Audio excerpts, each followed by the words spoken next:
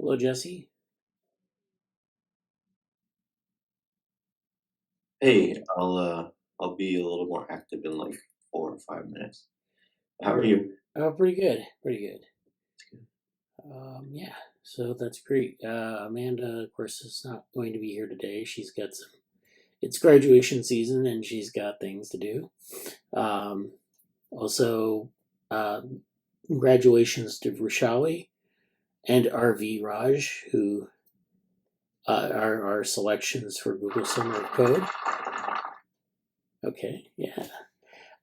Then we also have, and this year I'm kind of including the DevoWorm people into our Google Summer Code cohort. So we have Sushmant, who was here at last week's meeting, and Himanshu Shogul, who actually was part of the lab here for last year's Google Summer Code.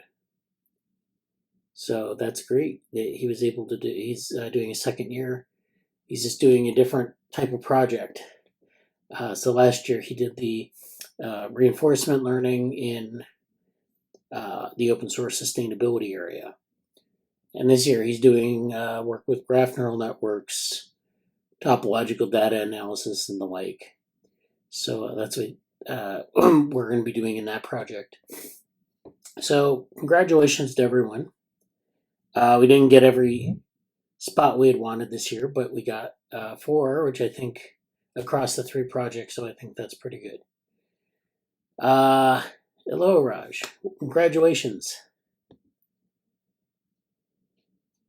Yeah, thank you. Yeah.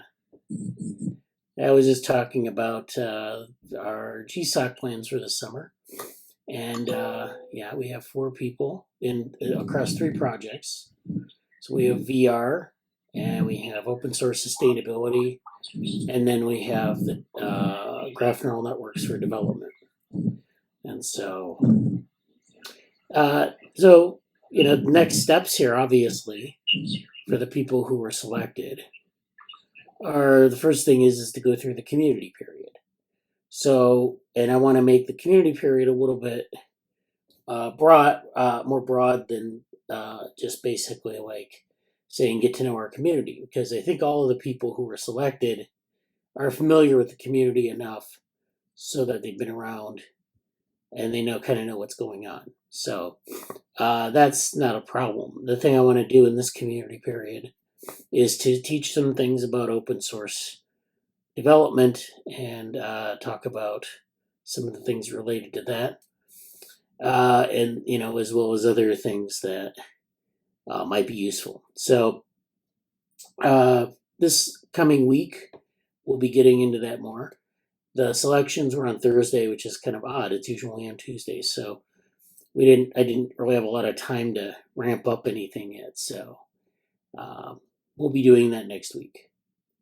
For the VR and open source ethics scholars, the GSoC interns, we'll be doing a Friday meeting. Fridays, I believe, at noon Eastern. And so we'll be doing that. We'll be having like a session where people, the interns will come weekly and give a report on what they've done for the week, what they're going to do next week. It's a typical stand-up. And then we might talk about other issues related to the projects as well. And so that'll be fun. And anyone's invited to that meeting. We usually call that the open source meeting, which is usually seasonal. Usually coincides with Google Summer of Code. So anyone can attend it if they want, but that's largely for us to report on the projects at a sort of a baseline level, just monitoring progress.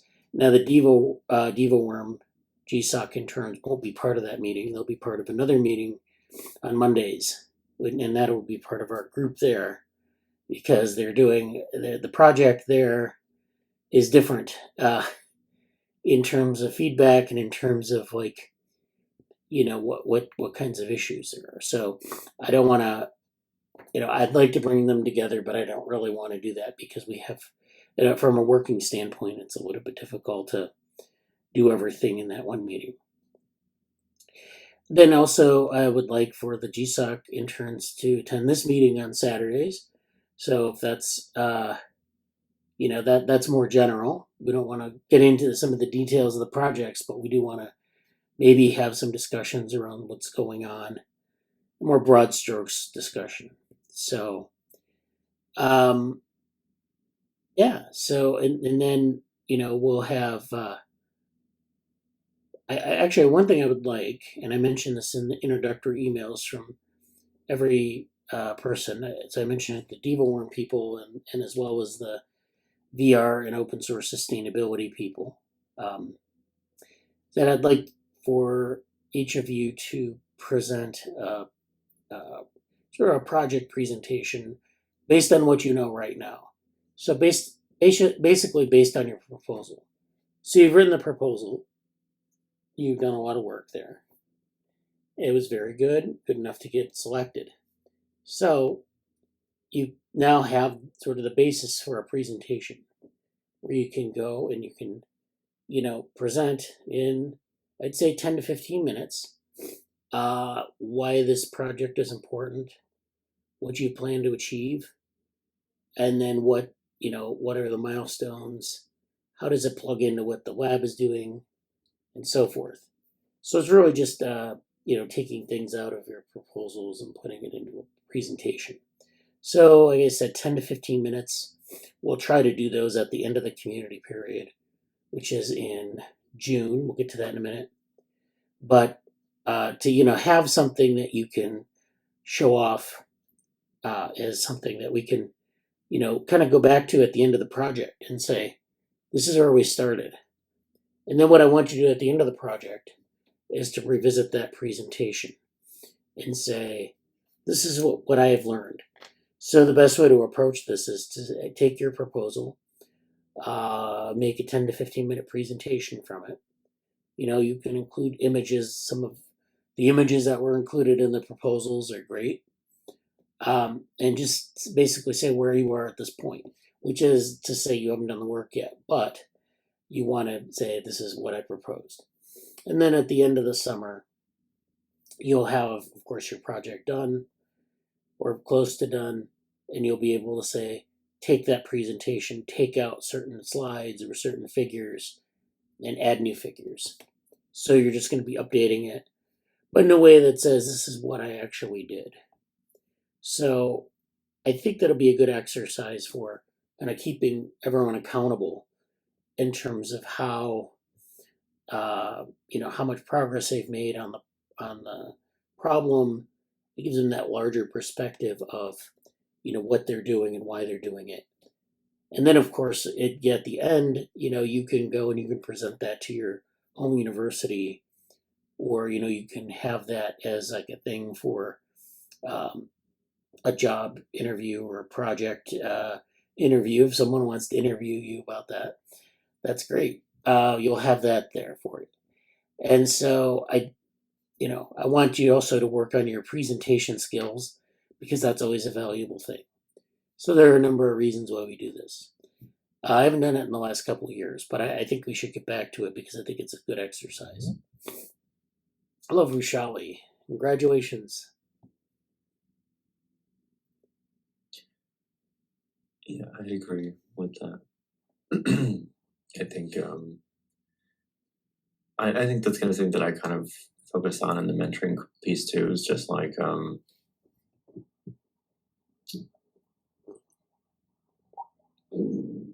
some portfolio pieces, and a lot of the how do you do the presentation, how do you communicate your work, how do you show and like communicate the value of what you're doing. I think it'd be really great to kind of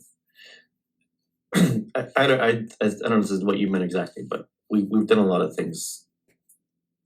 We do a lot of different like professional development and mentoring stuff in the program already. I came up with this, and like it's kind of just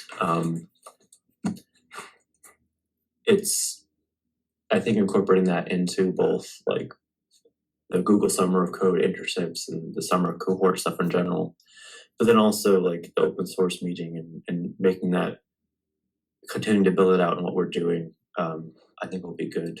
We talked a lot about like demo or die stuff, but also just how do you communicate? How do you show a lot of times programs like this, like there's the Google timeline, where it's like, boom, boom, boom, boom, you have this check-in, you have this midterm, you have this, and that's good, but I think there's a little bit of, I think there's some really key stuff about like the meta information, the meta conversations that are taking place. Like how do you talk to, like how do you talk to your mentors? How do you talk to a supervisor? How do you communicate? It usually if you're working in a dedicated tech space, people understand coding and what it's like to do that. But when you're not when you're not in a technical space, how do you convey the meaning and the possibility space and the coding, or how do you have the conversation about where things could have gone, why they had to go the way they did, and how that matters, and like why it's important to show, how do you communicate that to other people? And I'm not saying we're going to be extensively focusing on that here, but I think having to be a part of the conversation will only make everybody's experiences more useful to them in the long term, things like that. Yeah, I think that's great. So, Vrushali, catching you up on this task that I want you to do for the community period is that I want you to take your proposal, and then I want you to make like a 10 to 15 minute presentation on the proposal. And we'll be presenting this towards the end of the community period, which is at the beginning of June, end of May. Then at the end of the coding period, which is in the fall, early fall, we're going to go back to that presentation, and you're going to update it based on what you've done. So this will be a good exercise for accountability to show how the project has progressed and everything. So.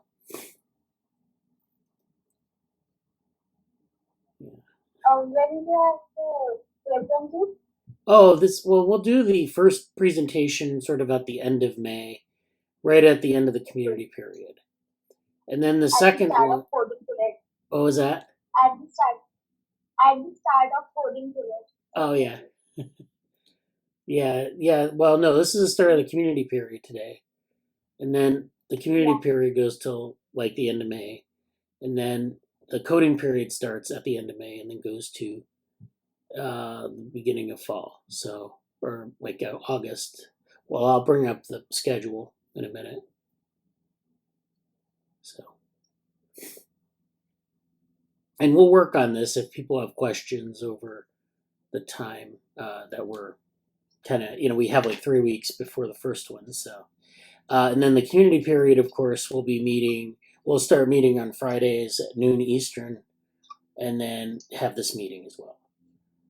So, the first couple weeks in the community period, the Friday meetings will be somewhat informal, maybe, not informal for you because you won't have like a report, just tell us how you're doing, but we'll have like, we'll kind of go over the community a little bit more in depth, as I know that both of you here have been in the community, in the Slack, coming to the meetings, so you know something about what we do.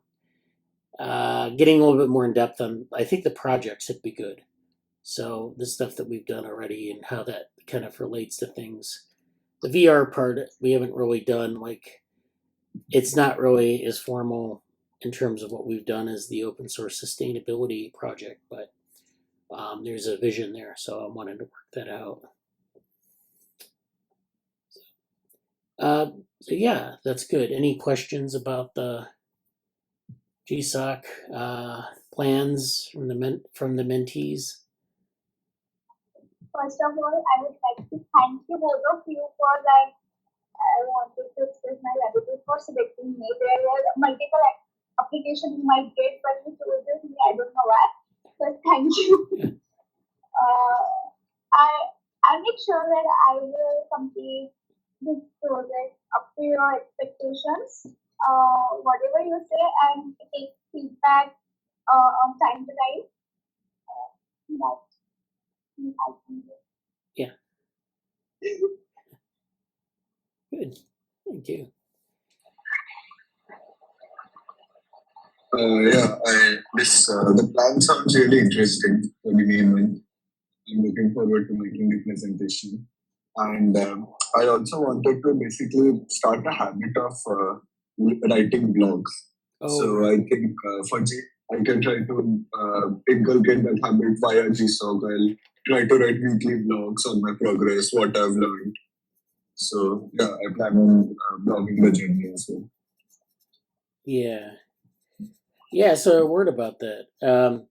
Like in years past, they've required that all the students keep a blog every week. Like, so the idea would be you'd have like you can set up a blog on your github.io or whatever, and then you can have like an entry every week. And so this is what I did. And we've done this, I did this in years past with some of our, in the Diva Worm group, for example, we had a couple people who did this over a couple years, and this has recently become very valuable because we're sort of refactoring the DevoLearn platform, and we've been kind of going over some of the old blog posts from the people who were involved in first sort of doing the first version of this. So they had in their GSoC projects, they had done a weekly blog post, and it's become like a valuable tool for documentation. So all of the blog posts got moved over to a more centralized location, and now we're using it as documentation. So those can be very valuable. I would strongly agree with Raj that you would want to keep a blog. I don't know if they're requiring it this year, but it's a strategy. I would do it if you can. If you can't, well, there are other strategies for keeping up documentation. As you know, we've talked about this in the meetings, but that's something you need to do as a developer. You need to keep documentation for things, especially as you go along from week to week. If you try something, if something works, you want to make sure you note like what happened, how it worked, under what conditions, because later on when your project runs, and we usually take projects and we try to move the ball forward on it, meaning that you do a project in the summer, and then a lot of times people will just forget about it, move on, and then it just goes away. We try to like take those projects and say there's a next step to this, which is to do like maybe updating what has been done or plugging it into some other thing. And so but people need to know how things were done, and they need to have more information. So it's always good in open source when you have multiple people contributing to something to have those pieces of information there. So that's great. And then our other two interns in DevoWorm, like I said, they've been working on the graph neural networks. The graph neural networks project, of course, involves this DevoLearn platform quite extensively. So they're going to be working on that. They're not going to be in the meetings with us. They'll be in a different set of meetings, but we'll probably bring them in. They'll be doing some similar things in the community period, and we'll be checking in with them periodically. So yeah, it's great. Thanks to both of you. Looking forward to this summer. So I wanted to give our mentors for this year some credit here. So I'm the main mentor for all three projects. I'll be running the meetings and overseeing a lot of things. Jesse will be also a mentor for the VR and the open source sustainability project. He'll be working with people on things. Brian McCorkle, who was an intern last year for the open source sustainability, he was a GSoC mentee. He's now going to be a mentor, and he's going to just basically help. I think it's going to be helping Raj get information from last year, because he not only did Brian not only did GSoC, but he did a class project, his capstone class for his university, and he worked with a bunch of other students to build a website interface for open source sustainability. So everything we have now is due to the efforts of last year's mentees and some people from the university at Albany, New York State in the United States. So this is what is this, Jesse? This is basically what you're talking about. Like, this is Brian's project. This is this is the internship page here, but also like this. I don't know if the website's any available right now, but just kind of showing.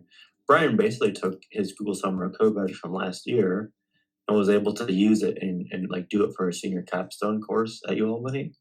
And he got some other people in his class to kind of join him on the quest for that.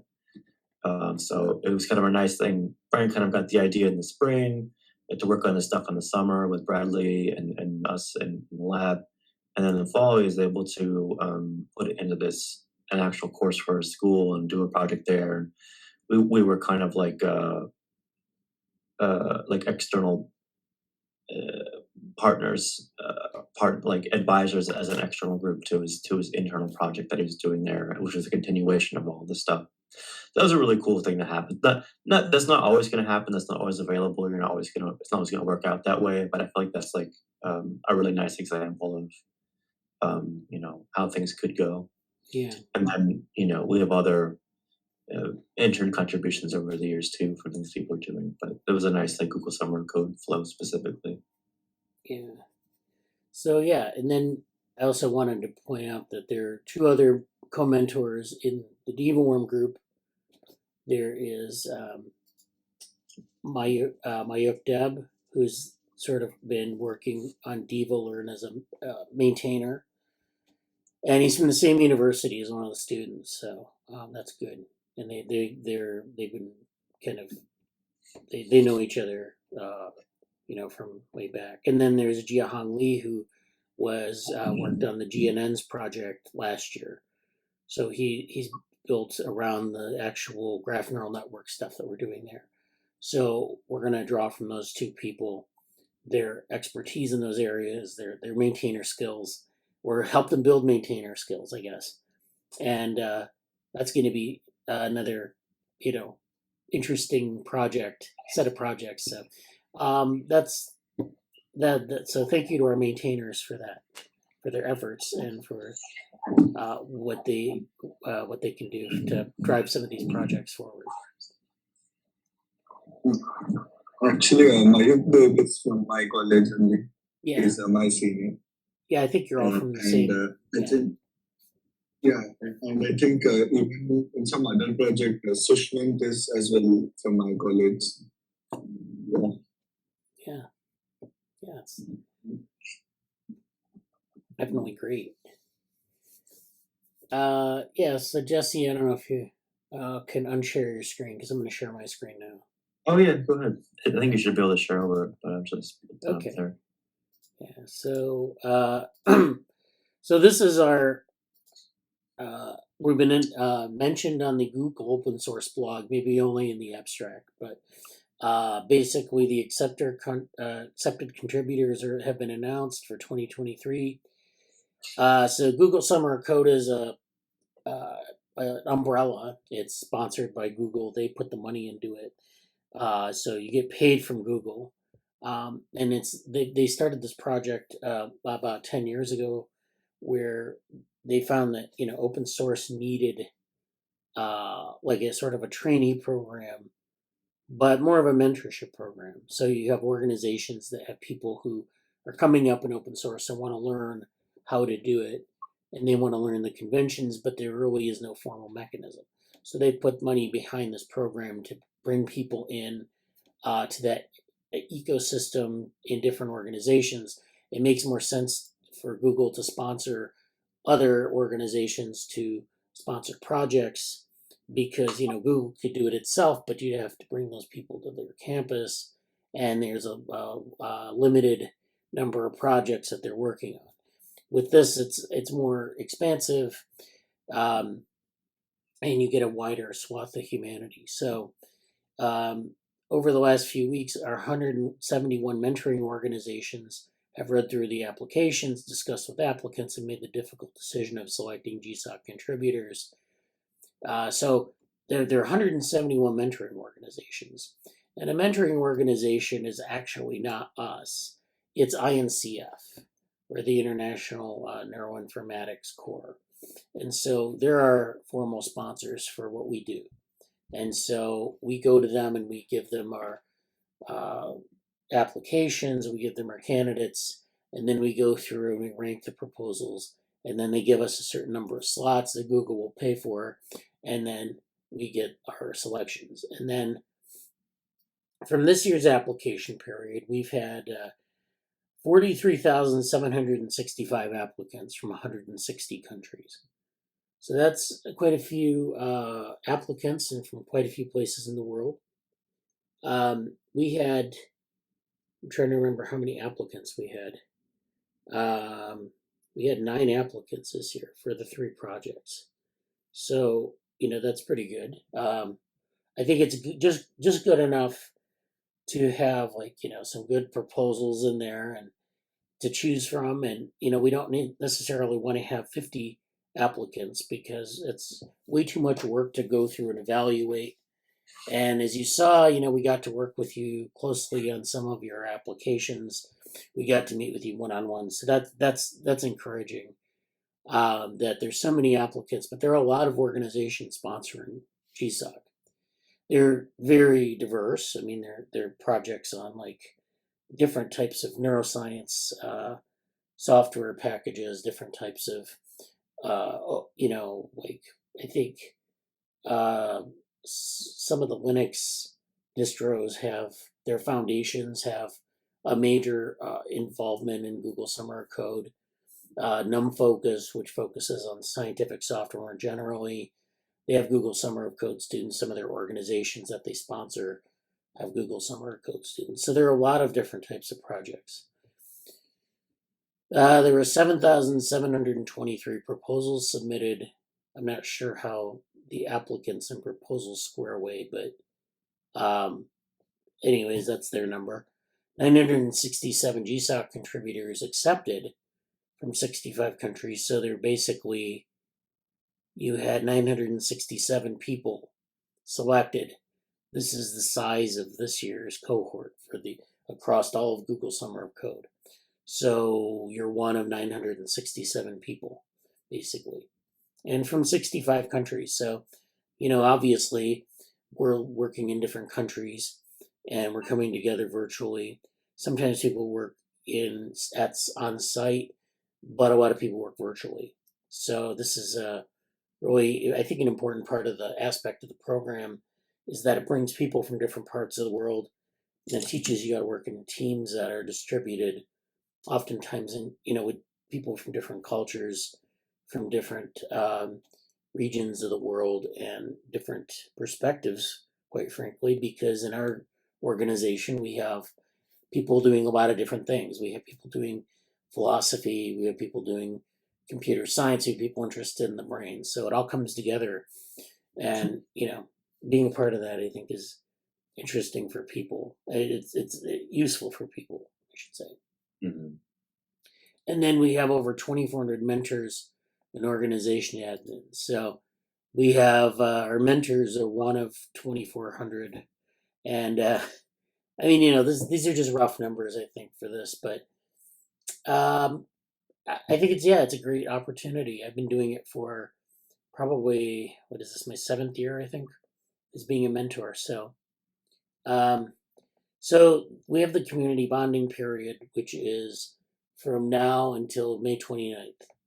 And then at the end, we have September 5th is the target date for finishing up. So the schedule is here. This is the timeline. we've gone through this. May 4th was when we got the selections. Now we're in the community bonding period. And then coding begins May 29th. We're going to have a few evaluations throughout. So July 14th will be, well, actually, yeah, the deadline for midterm evaluations is July 14th. And then there's another, I think, well, I guess not another evaluation. So there will be one evaluation, be July 14th. And I don't ask much of people for this evaluation. This is just really something for people to make sure that they're doing their work and that there's feedback. So if someone skips out on the program, they can know at that point, and they just don't get paid anymore. But I think everyone will, I think the people we've selected will be diligent in contributing. And so it's just really about, there's a part of this that's like checking in, but there's also going to be some feedback, which will help you, I think, more generally. So then there's, of course, the work period, which continues. And then the final week, which is the 21st to 28th of August, where you're going to have another evaluation at the end. But this is with that comes with the submission. And then I think your deadline for submitting is, I think, September 4th at 1800 UTC. So this is where you have to have your project in. It has to, it has to be something that can be executed. So it has to be like in the form of an executable or some sort of web app. And so, we can talk about how to implement that by the end. So that's okay, but it has to be done by then. And I don't know. Last year we had the option to extend the project. Like, you could extend it a couple weeks. I don't think they're going to do that this year. I guess maybe extended timelines.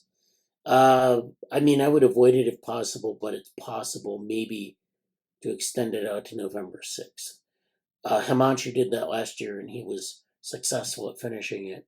But I don't know the details. So a couple words about the schedule. You can, for example, rescope your project. So if you have this project, you're going through your project and you find that maybe it's the goals that you've set are a little too broad, or maybe something happens and you can't do a certain thing. That's perfectly okay to rescope things as necessary. We did that last summer in one case, and it's just basically saying I'm going to do something a little bit different. I'm going to change my focus, and just being in communication with your mentors there is really sufficient, because you just want to make sure that you're always in contact with your mentor if something bad happens, or even if you have a question that maybe you don't think is necessarily something that you need to ask, but ask it anyways, because I think it's useful to get the mentor's perspective on it. It's oftentimes, if you're working on something and you feel like you're stuck and you're just not good enough to figure it out, it might be useful to know that people always run into this problem every summer, and so there's a very simple solution to overcoming it. So I think there's a strong aspect there of like being in communication with your mentor, and persisting through a project, but don't persist on something that isn't going to happen. We can rescope it as needed. Jesse, you're muted. God bless. So I wanted to add on to that.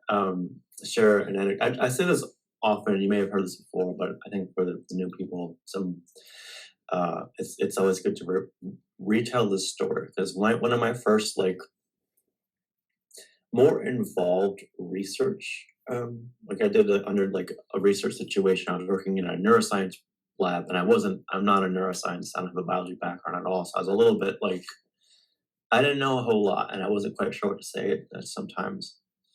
But a major lesson that I learned at that point was basically, sometimes you come up in a situation and you're definitely not expected to know everything or know all the options or know what to do. But there can be these moments where you think, I need to kind of show myself. I need to show people like my PI or my mentor or whoever that I know what I'm talking about. So I'm going to wait a little bit longer and get the perfect answer. And I'm going to go to them once I've solved the problem. And then that time period is like another day, another hour, another day, another hour. And there's this weird delay in thinking I have to show someone a perfect response, or I'm not gonna, I'm not gonna show until I know what I'm talking about, and then I'll look better, or until I feel comfortable with my answer. And I would just say it's a very natural thing to do, but also experience over time really shows. Take your mentors along in the discussion with you beforehand, because at a business level, like if you do that in workplaces or when there's deadlines or when there's things to do, your supervisor will always want to know ahead of time so they can manage expectations. For me, it was the first time I was working in a lab where we were really interdependent. And so when you're kind of just doing everything by yourself or developing something by yourself, it's maybe you can get away with it more because there's not as much dependencies. And in this case, it's kind of just going to be you working on the project. I don't think there's a lot of overlap between what people are doing, but it's a really great skill to practice now anyway, so that when you are working with other people and stuff, or when you're communicating to your boss, when you're communicating to a supervisor or whatever, like making sure you understand it's okay to talk and learning with that process of communicating along the way, I think is really important. Like that's definitely a skill that junior people learn and gain more experience over time and more comfort doing. And I just wanted to like really highlight to make it a little more concrete or explicit in what Bradley just said, is like it really matters and it helps everybody to do.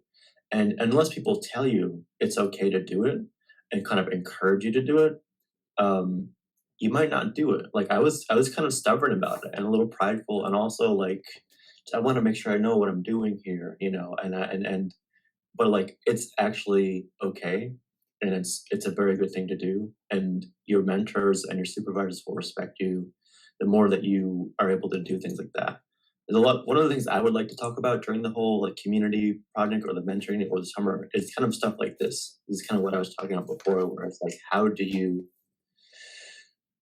understand how to communicate where you are and how to get feedback that you need? Because in this situation, I'll tell you, Bradley's a pretty responsive, caring person, and I'm pretty good. I think Bradley's a little better than me about all that.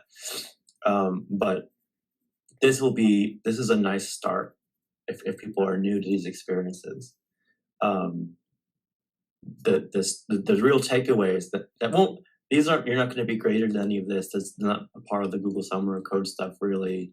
But like the takeaways that you'll remember after this are like, oh, I explained this a certain way. I was able to ask for a meeting, and I know I should be able to ask for a meeting to discuss something. Or if I see these trajectories, how do I frame the one that I think is the best to my supervisor versus this one? Like those are the things you're going to start getting more experience doing, and they will definitely come through later. So a little bit of a sidebar story time, but I think this will be quite important for everybody.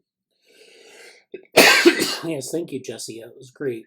And if you're interested in like having like space to do this sort of, giving sort of mentoring tips, I don't know if you want to do this in our meetings or if you want to create like videos where you just kind of talk about it, because it would be useful, I think, for our DevaWorm people as well to have those materials available. I mean, there are a lot of options there. That's something that like I'm trying to go to just to clarify, the DevaWorm people will be in the Friday meetings as well? No, Friday meetings will be kind of our open source for like orthogonal lab. So it will be Vrushali and Raj and you and me and maybe Brian if he can make it, maybe other people if they want to come. And we'll be talking about like the two projects, kind of going over progress, maybe things that are interesting to those projects, and then of course some of the things, the intangibles that we're talking about, where we want to be able to facilitate, Yeah. questions or, successes or what we need to do. I mean, there are a lot of things that are, not easy to, not immediately apparent that we need to be aware of. So Absolutely. I just wanted to say, like, I was trying to think, yeah, because I do, as an aside to all of this conversation, I do want to build out some specific like mentoring materials, and like there's certain discussion series I want to have in the lab. But I also wanted to make sure, like, yeah, I didn't want it to be I'm trying to go to the Monday meetings for Diva Worm in general, Yeah. but I didn't know if there was like ever going to be a group meeting or component, or like how to best transfer between them. Because I can just extra from the videos, but like I'll make some specific content that I think could be. Yeah, we might have some crossover at some point. Yeah. Yeah. Okay. Yeah. But the other thing too is, you have your Slack channels, which you've used and you know how to use those. And Slack is very good for like the asynchronous communication. Like if you're working on something, you have a question for one of the mentors, you can just put a comment in the, a DM in the Slack or in the Google Summer of Code channel, which we have. What I'm gonna do actually also, I don't know if we've done this for you two yet. So you can comment anywhere you want, but like there's the Google Summer of Code channel. You can always DM us or private messages, whatever you want to do. But I'm also gonna make like sometimes we make HQ channels. So now that you guys are like in the lab more officially, we'll do like HQ and then like Vrushali or Raj, and that way you don't have to use it, but like if you want to have a general comment or get feedback from us or tag anybody in it, because like it's a little bit easier than like the group DMs sometimes, but like it'll be like it's public unless you want it to be private. I'll just make like a channel in Slack that's HQ or like headquarters and then your name, and you can have free discussion there. I'll do that now.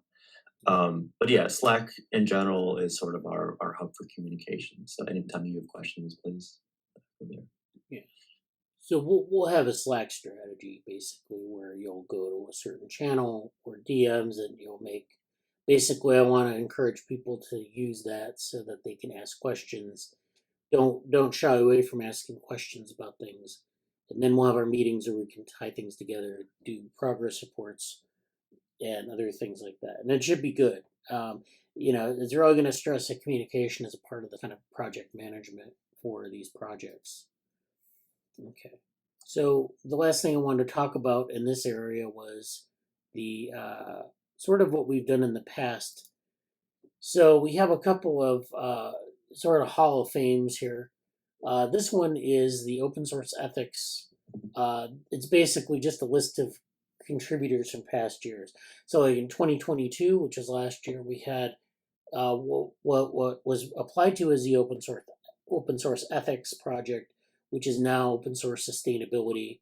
And we had 3 people last year: Brian McCorkle, Hussein Ather, and Himanshu Shobal. Himanshu, of course, is an intern, a student again this year. Brian McCorkle was an intern this year. And so they had their projects, and these are links to the projects. So if you want to see like what a finished project looks like, this is off of our main website. This is the orthogonalresearch.weebly.com website. It's under open source ethics. So in fact, we have if you go to the main website, if I can get out of this loop, but you can go to the main website and there's this tab education, and then you drop down to Google Summer of Code, and then you can choose one of the projects. So one of the projects was open source ethics, which we just saw. Another project is representational brains and phenotypes, and this was something that was done. Like there was a project in 2018 that focused on something called contextual geometric structures. We had 2 interns there, Sam Felder and Chengsun Shui, and they both did projects. So the links are here.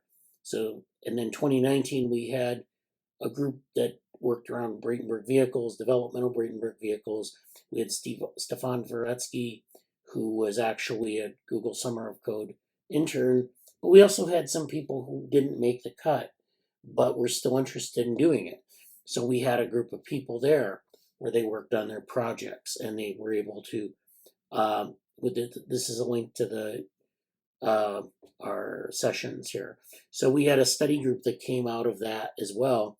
So we have all these these past pieces of work sort of in so you'll be joining this Hall of Fame here, depending on what you're doing. And then of course the Diva Worm group, where I have pictures of people and I've kind of organized them into different classes. I've been doing Diva Worm as a mentor longer than Orthogonal Labs, so we go back all the way to 2017, and we have people here who've been doing various projects on embryogenesis and development and machine learning and deep learning. So these are all projects. Again, these are examples of projects that were successful. We have final projects, and actually some of these older ones, like 2020, 2019, we have proposal presentation examples. So you can click on there and see how people did their proposal presentations, which is something I'm asking you to do, which is why I bring it up, because that would serve as a template for you. So these are all of our people who have done great things in the past. You'll be joining that group.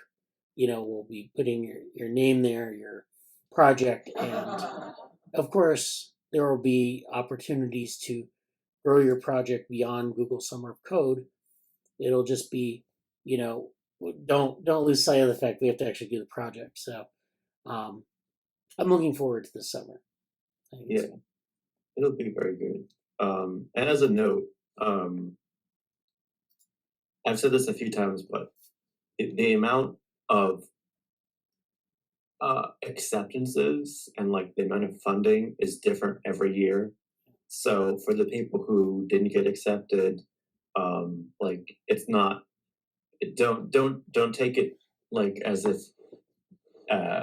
too personally. A lot of times it's just a matter of how much stuff there is, and it's different every year. So it's kind of hard to say what happens to that end. But that said, to add on to what Barley said, there's a lot of great things that have happened. We have a really nice legacy between all the groups here, and a lot of great things come from even people who didn't get the funding. If you want to work on the project and join the cohort, that is still available to do. I didn't get accepted. I went along, and I was part of the cohort, and I kind of did other things besides the main project. But I stayed in the lab, and I had a great time, and I became more senior in the lab. And so there's a lot of ways to do stuff, and I think it's a really nice period because this is a very consistent. There's kind of different seasons, literally or figuratively, in the lab. And the summer season, when Google Summer of Code is sort of everybody's kind of on the same train, going the same way in the same pace, and there's a consistency about that that's really nice. So I think it'd be a very nice way to spend the summer. And as was mentioned, like if you still want to join stuff and you didn't get accepted and you're watching this video, you're welcome to try to be a part of the cohort if you're interested in that. Great. Morgan, hello. Good. Looks like Morgan has joined us. So that's all for me for now. Jesse, Morgan, Vrushali, Raj, do you have any updates or things you want to talk about? I have some general updates, but I think we kind of dive right into Google Summer of Code. So if anybody has any other any other general updates before we go into I'll kind of share. I'll talk about some of this stuff, but anybody else want to go first, you can.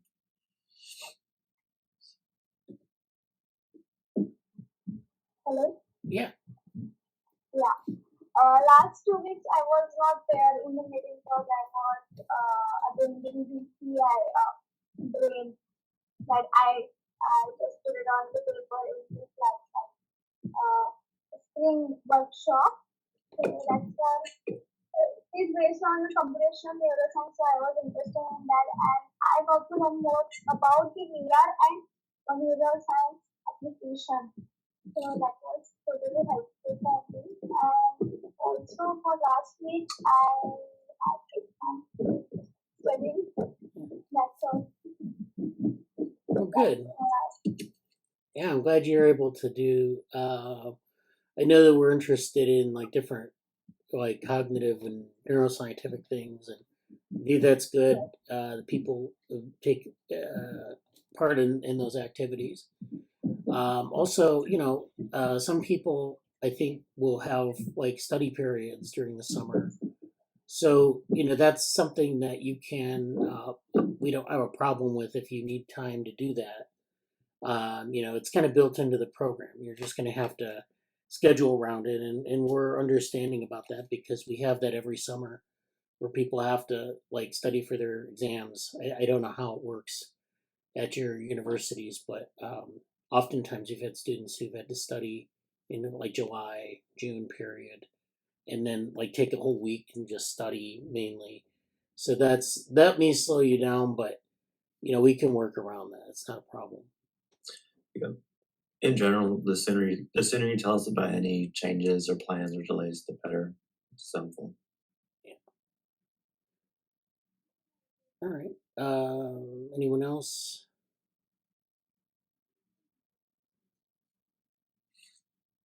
Okay. Jesse. Yeah, I'll go over some basic project management stuff. Anything I want to say before I just share my screen? I probably just dive into this here. So, we covered a lot of stuff from Google Summer of Code already, which is good. I'm gonna show this full screen here. So, we do have the Bond Sustainable AI stuff to take care of later this year. I don't know if Brian's gonna want to be involved in that directly or not, but it's kind of around open source sustainability stuff. I think I'm gonna officially put this in the done section. Good job for Nick Wick. Yeah. There were some pictures came out. Well, I guess for Nick Wick, I'll say if people are interested in volunteering for that, or being a volunteer or a co-organizer for next year, even virtually, like we do accept virtual volunteers if you want some experience, and just to I guess I'll come on camera to say this, like why should you care about volunteering at conferences and events, especially smaller ones that are a little bit like homegrown or whatever? Like it matters particularly.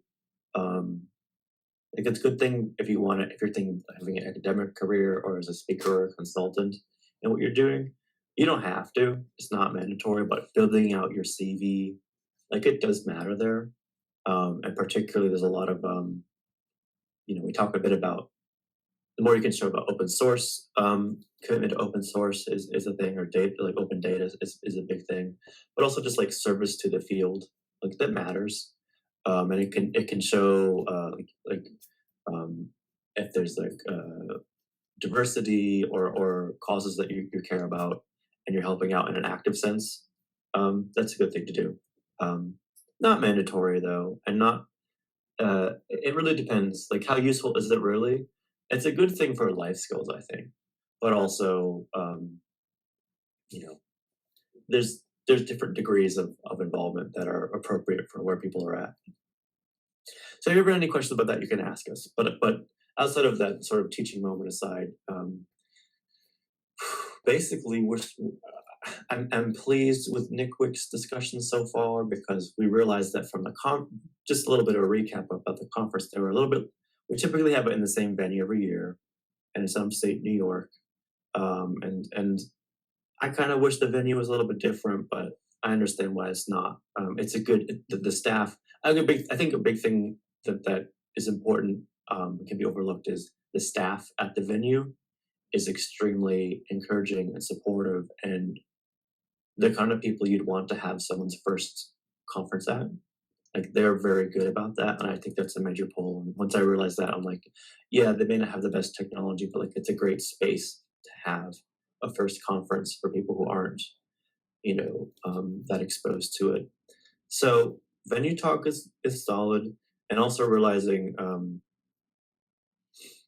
even if it's, I think one thing we can do, one thing that's been a lot of call for is how do we have people, there's a resume, a critique or resume feedback session before the career fair, which kind of made sense. But I think expanding that to like, what do you do with your LinkedIn? How do you present yourself in a digital social environment? Do you use social media professionally? What are the pros and cons from that? I think there's a lot of excitement, especially from some of the newer people who are joining in the volunteer group or coordinators group, and feedback from my stuff, because I've done a little bit of that, was like, yeah, what do you do with that? So I think that'll be something that we can do, and also kind of, it's tough because NICWIC is basically it's an annual event for like 2 days, and that's what 99% of the people at the event experience. For the organizers, if you organize anything, it's much more than 2 days. But it's sort of like, how do we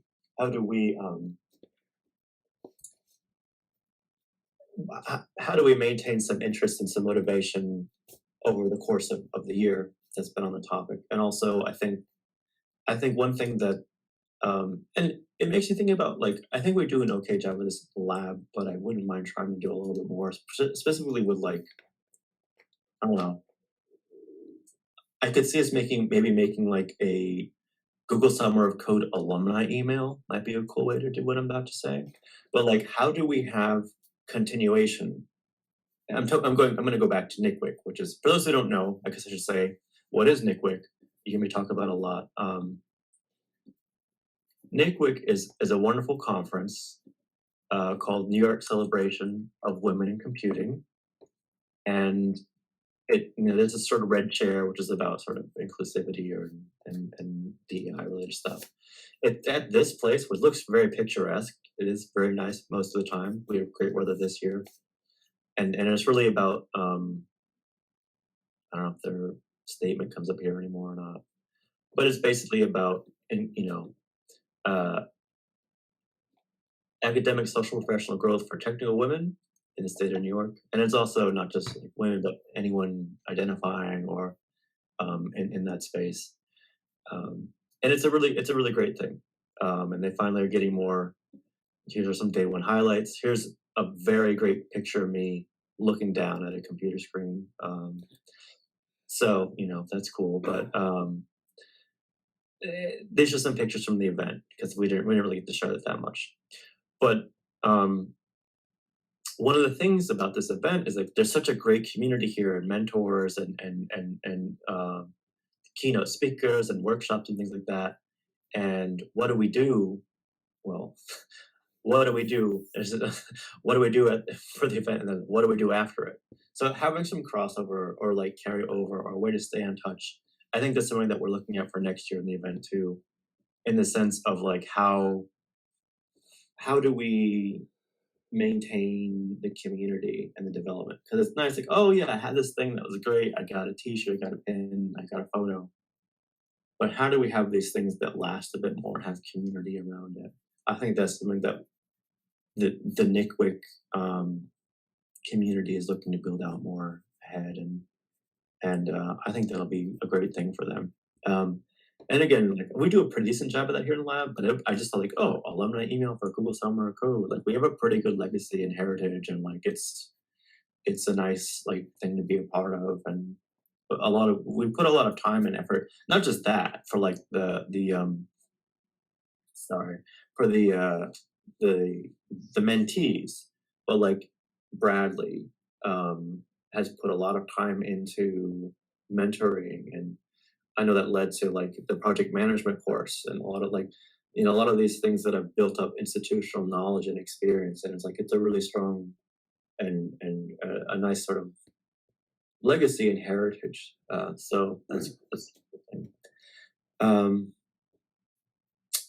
Let's see what else is on our, I'll go back to my other list of things here.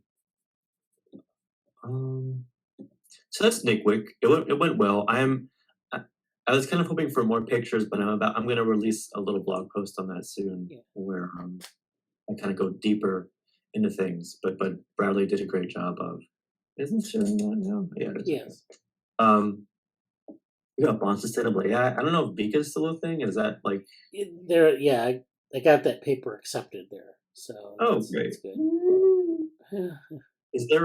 Is there a timeline for like revisions on that, or we don't know yet? It's a ways off. It's like in June, I think, but that'll be coming up. Okay. Yeah. Sure, something like that. Day life. Were those rejections, or Yeah, they were all rejected. Did I?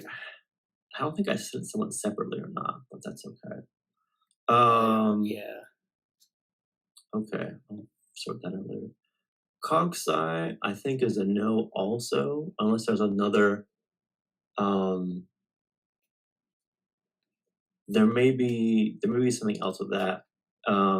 We robot, and I think that's what I was getting at here. Liquid FQXI. I ended up submitting something to that. I don't. It's an okay version of it. I actually want to turn this into.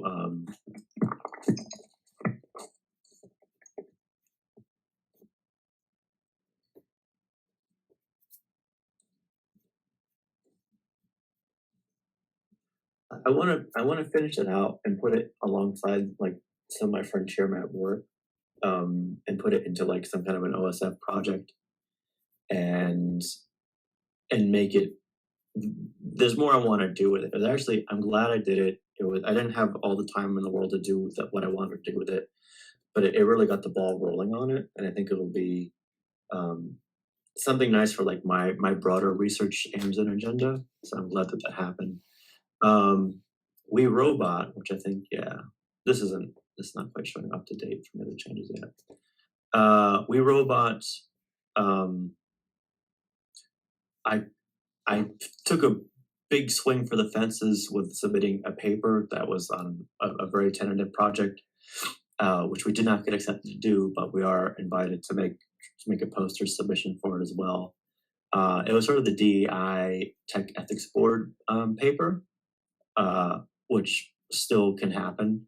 Maybe just in poster format. Jen Jang, who is not helped with NICWIC but isn't here in the meeting right now, will kind of be a co-lead on that if we decide to do that. I think there's going to be room for a Plot Twisters poster at WeRobot, that buy-in from Jenny and Co. from that. Unsure if I'm going to do anything else with SET for WeRobot. We could probably do something on open source sustainability related stuff. Submit to WeRobot if we wanted to, so that's an opportunity. It is I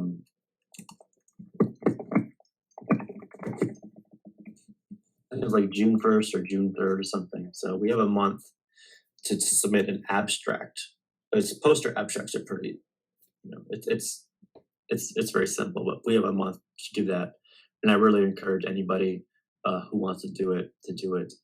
It will be here in Boston, so I'm definitely going to go this year. But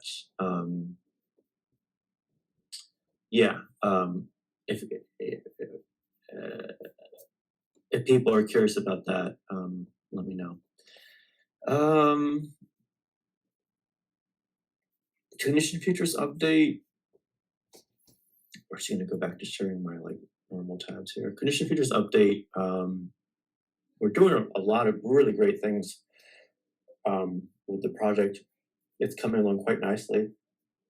I look forward to having more and more time to flesh it out. Like we're really doing some of the hard.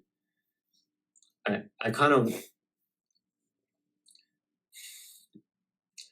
don't feel like we do it justice in these meetings sometimes, and maybe I should do more of that.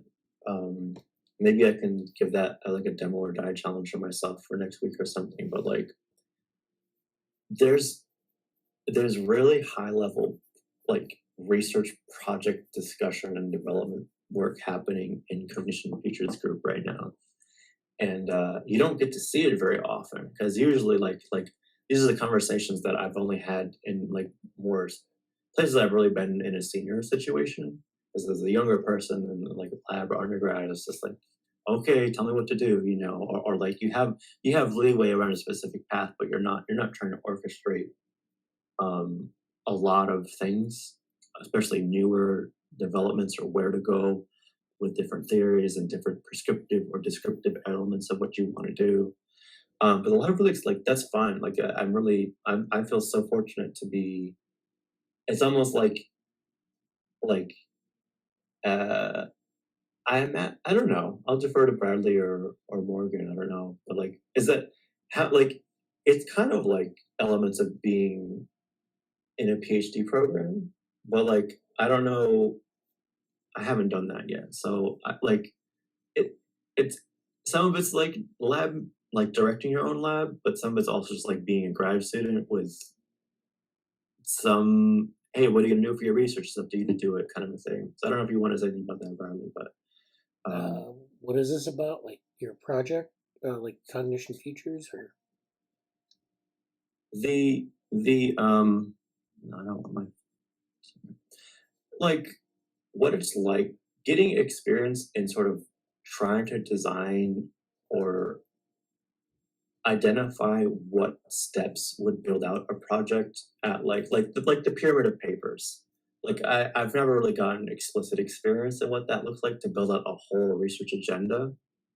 And so I don't know.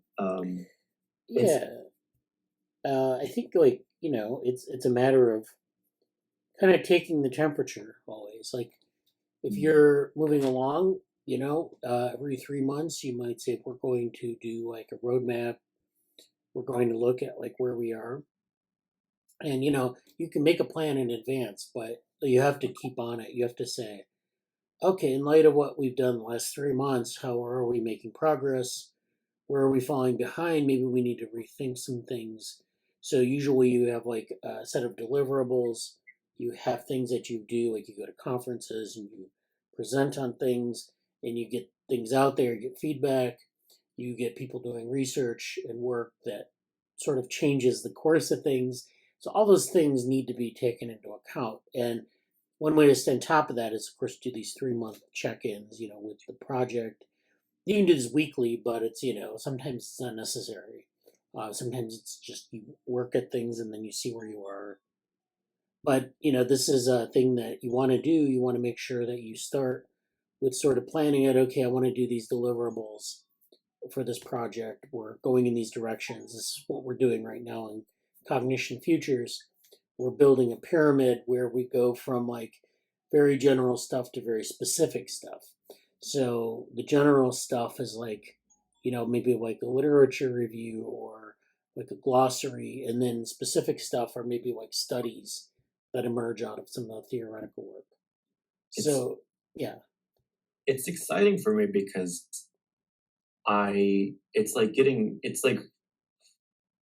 it's sort of understanding here's sort of where sort of the gravity of a field or cognitive science itself is like the mess. Like I don't. There was a great quote by Eric Leonardis, who I'm not we're not colleagues. We're sort of social media friends who also like he's got his PhD. He's doing big boy work in like San Diego and like neuroscience and cognitive science stuff. So he's much senior to me, but he has good stuff. I like his social media commentary because he'll kind of he's a little snarky at times, and he was like something about like he was making, I forget what it was, and I'm not going to try to find it right now. Maybe I will actually, but like it was something pretty general, like we in cognitive science we try to be interdisciplinary or whatever, but what did he say? Cognitive science are interdisciplinary, which means that you take the narrow parts of other disciplines that agree with you and vehemently reject everything else. And it's sort of like, yeah, like it's. I don't know if that's But sometimes there's a tendency towards that. Yeah, it's said with some levity about like, Yeah. you know, it's not the most serious, but it's a little serious of a comment. And it speaks to the challenges of like, and he's saying that as a cognitive scientist. So it's like, you know, like we're like it speaks to this challenge of it's exciting for me in the sense that there's a lot of work to do about different strands of theories that have kind of led, you know, in different directions, and these sort of specializations that have happened across science and like the history of science. But like, what can they be put back together? Can there be like, I'm not really like, oh, there's one unified theory that will explain everything in the mind or the brain or the world or anything like that. But kind of taking this, it's like part renovating or reclaiming or like fixing up a really old car, which I'm not really a car guy, but like all this other stuff, versus like building new things and trying to give a new direction on it and seeing where people are going. It's a really like, and it's fun to have a place to do some of the theory work in that space with really, you know, great people. So I appreciate that. And it's a little bit of a, I don't know, sidebar comment, but to be a little more concrete, the project development of cognition features is going well. I continue to want to make, I'm thinking about how to best structure some of like the databases and the annotated bibliography and the methods, specific databases we want to do versus the projects versus the stuff we want to actually read to get our inputs and what's our theory. We're still kind of in this phase of inputs, and we're slightly churning out these like association between Fuchs and Varela and this gesture of awareness and all these things. So it's exciting that way a lot, very much so for me. What was I gonna? Oh, and I also wanted to mention, I think that's fine for that. We also had a reading group for Human Needs of Human Beings with, which is Norbert Weiner's sort of early sort of, it's a follow-up from Cybernetics, the book on cybernetics, which was technical and a little commentary. This is I think a little more commentary, a little bit less technical, but it's sort of what's going on in the world and how technology is affecting people. And it's written in like the 40s and 50s, basically, but it's quite relevant to today. So that was good. Amanda's leading that. Amanda's not here today, but Amanda did a great job of kind of facilitating all that. Big props to Amanda for a lot of effort she's put in the lab lately. And then last thing I wanted to kind of mention, before, I think this will be the last like general update that I have. If people, I know we got a lot going on this summer, but if people are interested, now is a great time to apply to Neuromatch Academy, because they extended the deadline, and I'm just going to give a little bit of like face time here of like submit by May 8th, which is kind of 2 days away or less now, I suppose. It's a great community. The coursework for, here. It starts in July, it ends in July, it's 2 weeks. There's a computational neuroscience course, there's a deep learning course, and then there's sort of a Climate Match Academy, which is a new summer school. And it's like computational methods to climate science, which sounds quite cool. I don't know a whole lot about that, but it's sort of an adjacent opportunity. And there's if you know anybody who would want to be a TA for that, there's a major need for TAs, because the more TAs they get, and I think they're funded or supported in general. So it's not like totally volunteer work. You get something for it if you're a TA. The more TAs, the more people can actually, the more students can be served and educated. And they really try to make a great effort of outreach and being inclusive and trying to break through as many barriers as possible to make students have really nice education and a nice community to help them even after these 2 weeks pass. It's way too much information for 2 weeks, but the point is you get a lot and you have some community and some resources to come back on later. So it's a great thing to do. So yeah, applications are due 2 days. If you have questions about applications, you can ask me or Bradley. We can help you with it. But it's a great opportunity if you're interested in that. So Yeah. So RV Raj, thank you for joining us today. He has to leave soon. Yeah, Vrushali said I wanted to apply to the computational neuroscience, but due to time constraints, I couldn't. Yeah, it's so one of the great things about Neuromatch is that they make the materials open and available to people. So that means you can use them in the way that you see fit. And so one of the things we do in the lab in the summer, and this is going to be concurrent with GSoC, so GSoC students are welcome to be involved in this, is that on the Saturday meetings, we're going to go over an update on that week's Neuromatch activities. In other words, we did this last year where we take the content from the week and we boil it down to like some concepts and we go over them in the meeting. Last year, we kind of went through them. I'd like to refine how that was done, but it's fine because I think that there's things that we can take from the materials and kind of reflect on them. We've been trying to set up what they call a slow pod for a while in the lab, which is where you take the materials that they have over the 4 weeks and you stretch it out over like 20 weeks and you really kind of drill down into some of the ideas. But that requires a lot of effort and investment of time. We don't necessarily want to do that. We just want to have some good, learn some lessons from what they have to offer in the materials. So there's the computational neuroscience course and the deep learning course, which happen concurrently, I believe. So that means that there's a lot of information in like a 1 week period. So we'll think about how to present this, and I'll work on it. I'll probably do the presenting, but I just wanted you to know that you're not going to miss out on Neuromatch if you don't enroll, and I wouldn't try to do that in GSoC at the same time. I think I don't know if Brian did that or did he do that? I think he aspired to do it. I forget how much he was able to do both. Yeah.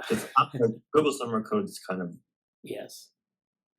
if you're accepted and you give money for it and you can have a full thing to do it, that's kind of the priority in general. And that's fine. There's no expectation for you to do Neuromatch if you're in the lab, especially if you're doing Google Summer Code, but you will have exposure to it. Yeah. So the important thing here is that we have the materials that are open and we'll probably get exposed to it. So, which I think is a good experience because there's a lot of good stuff that they put together. Neuromatch was originally in response to the pandemic, where a lot of the summer schools were closed, but also then they found that there are a lot of people around the world who don't get the summer school experience, and you can use the virtual technologies that we're using to get that education out there in the world. And so you do get a lot of involvement from places like China and India and Africa and Latin America, places where they don't have access to some of these summer schools. And so it's a really nice thing to have there, and but then also people are using it in different ways educationally. So I would definitely, we're going to try to work on something over the summer to sort of break out some of these concepts and use them. Yeah, so we'll talk about that more later. Yeah, thank you, Jesse, for presenting. If you know anyone who would be a TA, ask them to be Neuromatch for people who are neuroscience or especially computational stuff or deep learning. Send them that way. Yeah. Anyway, at the end. Thank you. Okay. Oh, you're done with your update? I think so. I think that's everything.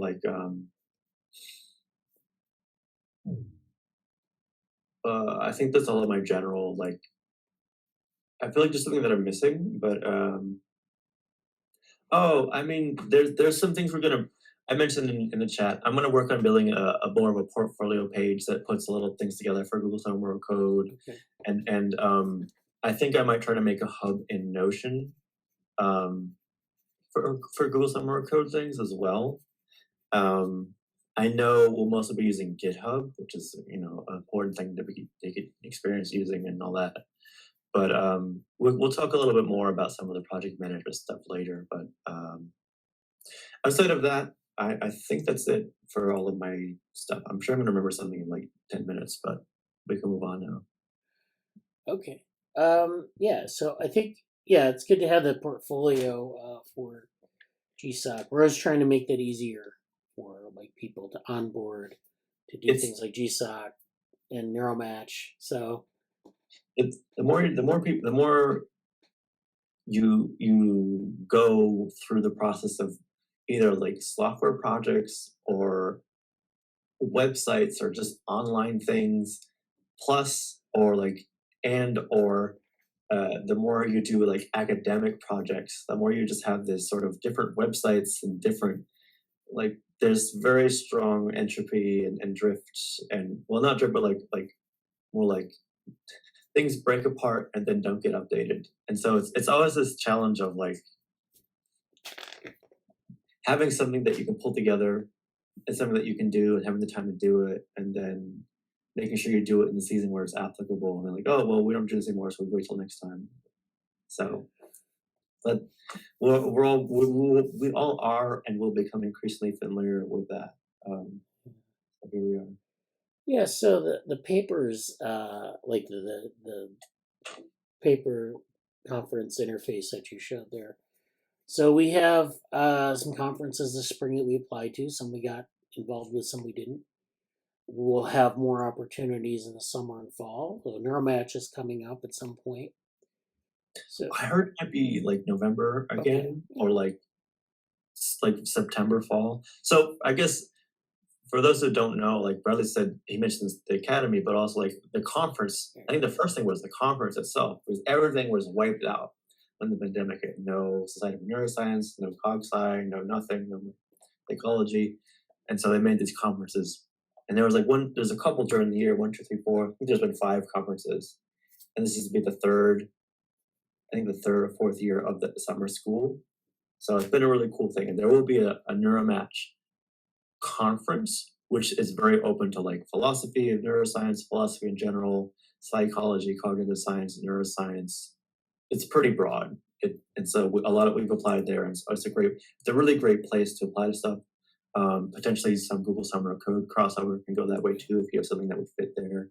I think Brian might have submitted one of his. yeah, he did a mathematics oriented thing. So yeah. So yeah, we have like these target conferences that we sort of target. We've done like NICWIC and we've done Embodied Intelligence Workshop. We've done NeuroMatch, and we try to get into A-Life, but we've not been. It's a very competitive conference, and that's fine.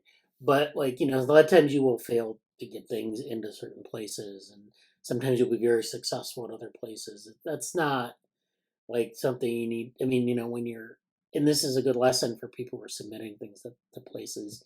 If you get rejected, that's not. You don't need to take it personally. You just need to find another place to put it, and that's just the way it goes. I personally like the idea of like having, just kind of like creating work and trying to send it off to different places and see where it sticks, and where it resonates, and then aside from that, you can actually promote your work by presenting on it on your own and putting it up on YouTube, which we've been doing. I've been doing this for some of the things in the lab, some of the projects, getting like more information out there, because I think there's a lot of information, even when you do get accepted to a conference, that you have, like there's so much that you do, so much that you can say, but you have to do it in a tiny window of time. And then a paper is likewise, you have you have to constrain things to the paper. So, getting things out there is important. You don't want to like, put everything out there. You don't want it to be like this, assault on everyone's senses. But you want to boil things down to their essential parts, and then, get it out there, get it to different audiences of people. And that's, it's also true of like a lot of the interdisciplinary stuff.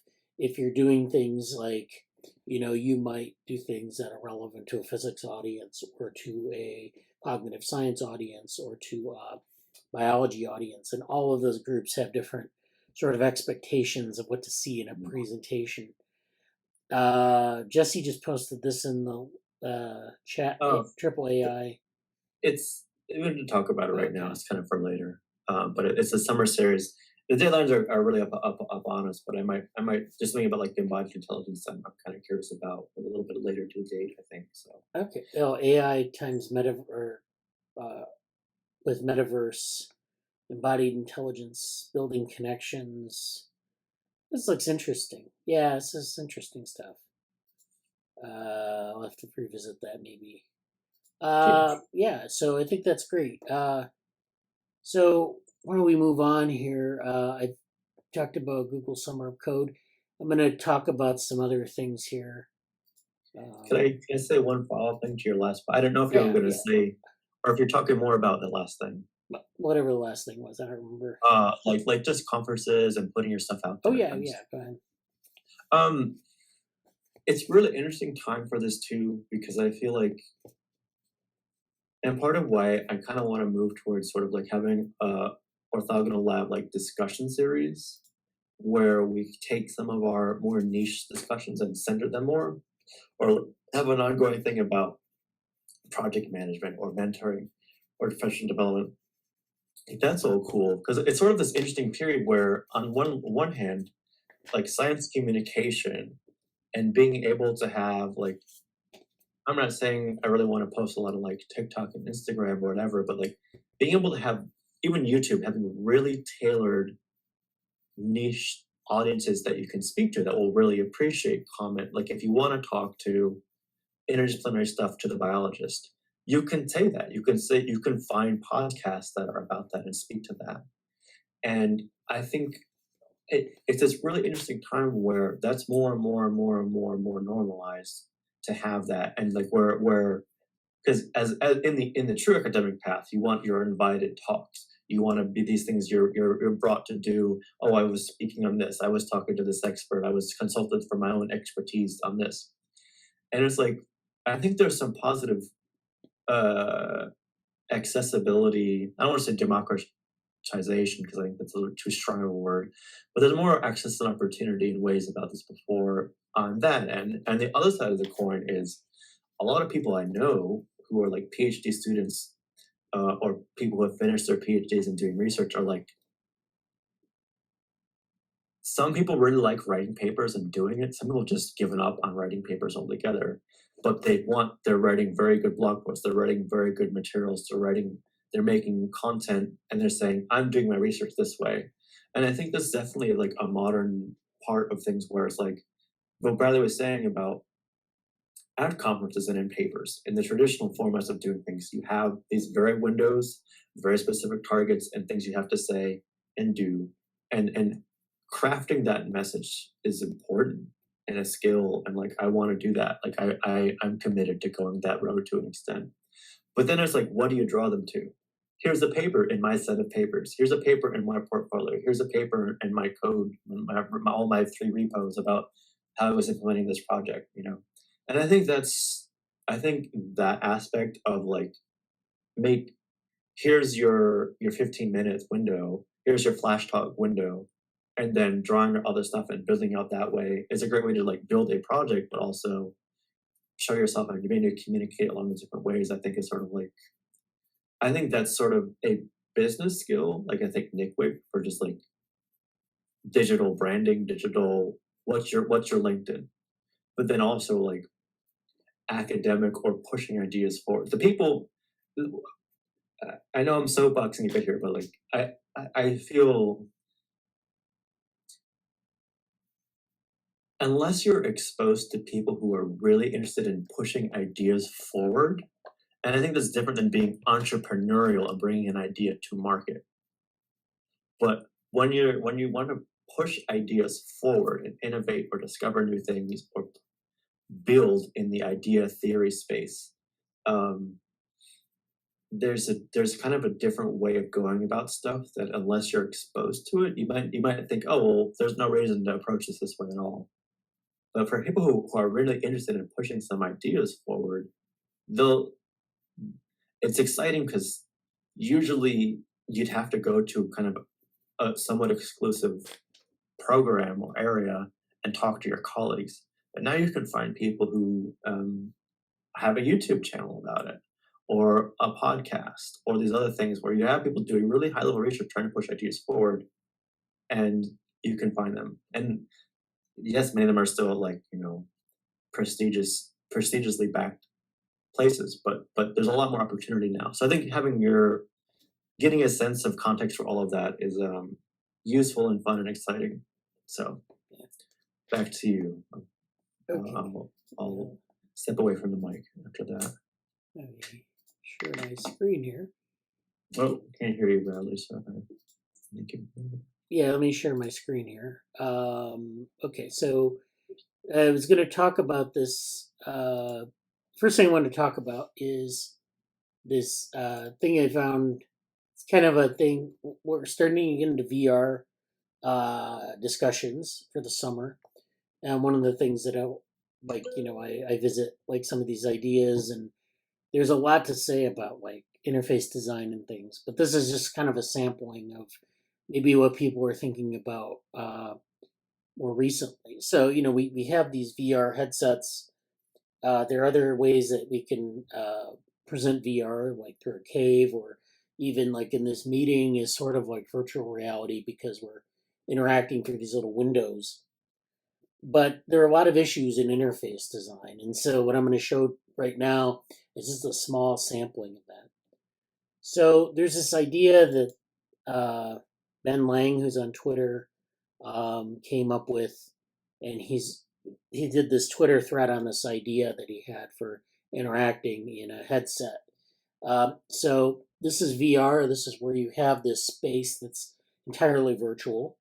It's not augmented reality or AR, where you have things in the real world or virtual objects projected onto the real world.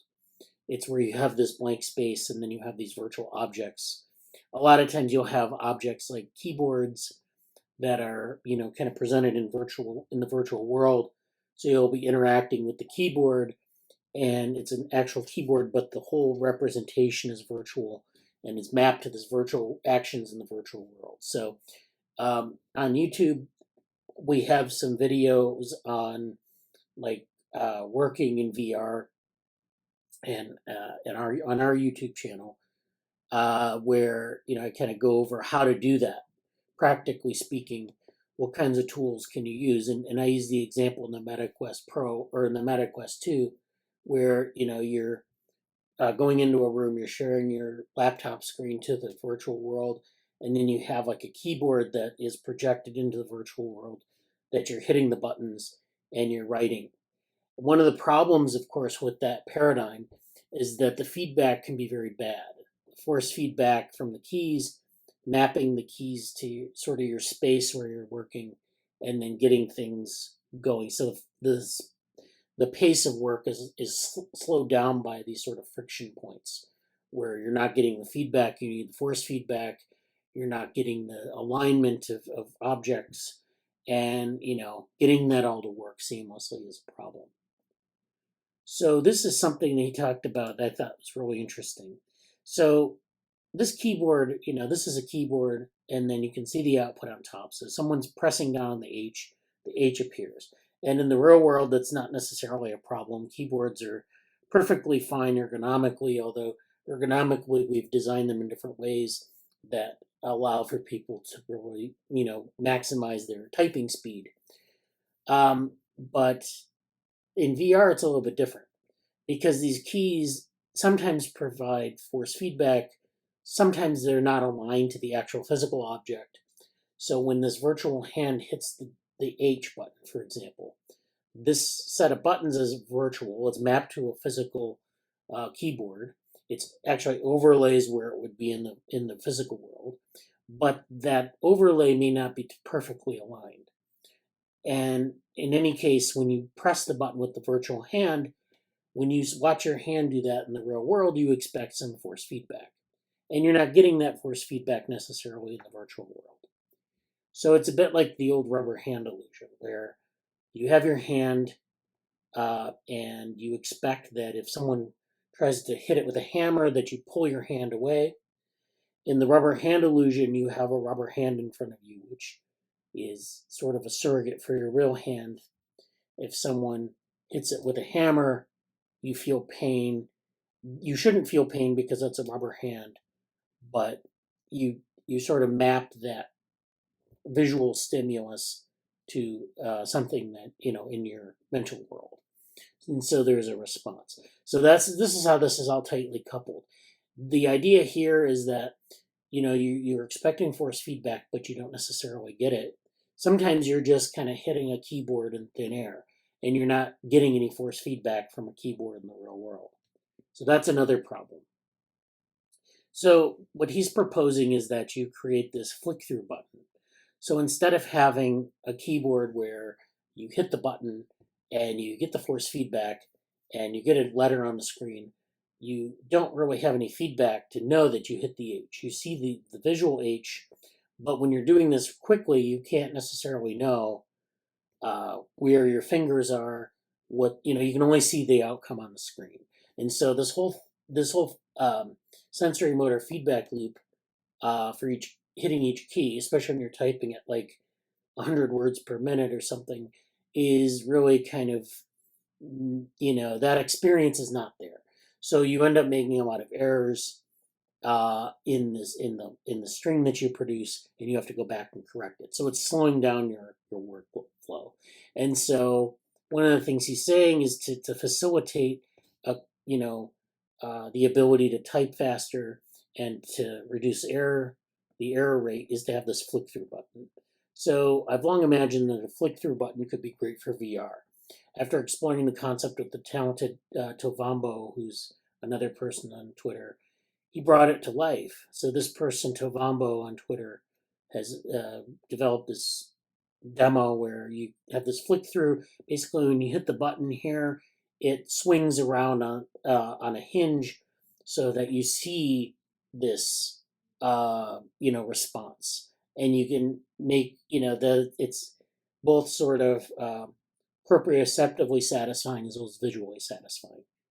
I guess that makes sense because you need to have this feedback, but I think it's more than that. I think there's an experiential part where you get what to expect. There's a sort of set of things that you have this workflow. You're typing, you expect feedback, or you expect something to show that you're doing one letter after another.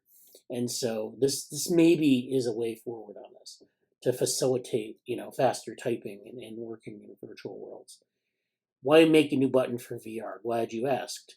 And then the second tweet says, so this is where you have this hinge button, so you can see that the 6 is being typed and the 6 swings backwards as you hit it. So you hit the 6 and it swings backwards. It's like a door. If you push a door, it pushes forward. If you pushed on a door and it didn't push, I need to apply more force. So, there's this aspect of what's the expectation to get the feedback that you need. And so in this case, you have the feedback, you see the thing swing, and I hit the 6, I can move on to the next number. So enter the hinge button, one incarnation of a flick-through button designed to subvert the expectation of force feedback and encourage the user to do a flicking motion rather than a poke and pull, which is kind of what we expect with maybe like a regular button in the real world. The goal here is to increase the user's ability to press a VR button reliably. So we want to be able to get them to press it reliably, know that they've pressed it. So this goes back to the idea of affordances. The affordance here is that you have this reliable feedback. You know that you've hit the button. It's nice if it's like what we experience in the real world, but in lieu of that, we can design things that are give you that feedback and that are reliable. So from button to button, they all swing in this way, and you can see the results of your action in the world. And then flick-through buttons are likely best when they're large and used for general selections. But Tovambo had the great idea of really testing their limits with small keyboard-sized buttons. So this is the keyboard-sized buttons here. I was really surprised that they seem viable here too, which indicates promising flexibility. Then in this tweet, to be clear, this is still very much a concept. So again, this is just kind of like a demo. We haven't used or tested these buttons yet, so you would basically program the buttons in an interface that was virtual, you'd have a virtual hand, and there are ways to do this in a headset where the hand, it's actually mapped to your real hand. So you're actually reaching out and touching something in the air. And so there's no force feedback in that. You see you're hitting it, you might see an output on the screen, but you don't have that same experience that you do in the real world. So, you have to be able to get some feedback. There's a lot of work left to be done to find the ideal layout, sizing, angles, and the best approach for detecting the input. However, they definitely feel promising from a quick demo. Then we hope that this will be a useful jumping off point for discussions on making better VR buttons. So this is Kichiban, who's another person on Twitter, actually also inspired this project. So those are the three people who were involved in this. I think it's interesting just from the standpoint of usability. So this is actually, the demo you see here is running on Quest 2. So the screenshots we saw were on a Quest 2 with hand tracking. So in Quest 2, you can turn on hand tracking, and you can see a hand where your hand is in the room if you have enough light in the room, and you can watch it move around, and you can manipulate things. If you have the right, there's gestural control. So if you know how to sideload an APK, you can try the demo yourself. It's in this GitHub repository.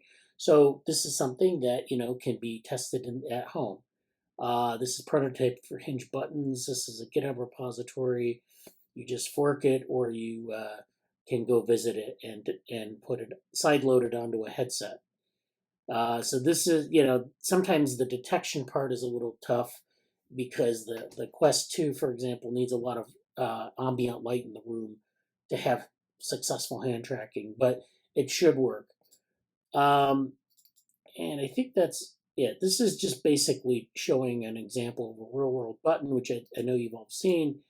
And, in the past, we've had keyboards that had the problem with modern keyboards is they're not as robust in terms of the form factor. So the buttons are not like, they're not raised up enough from the keyboard to really have a good sense of this force feedback.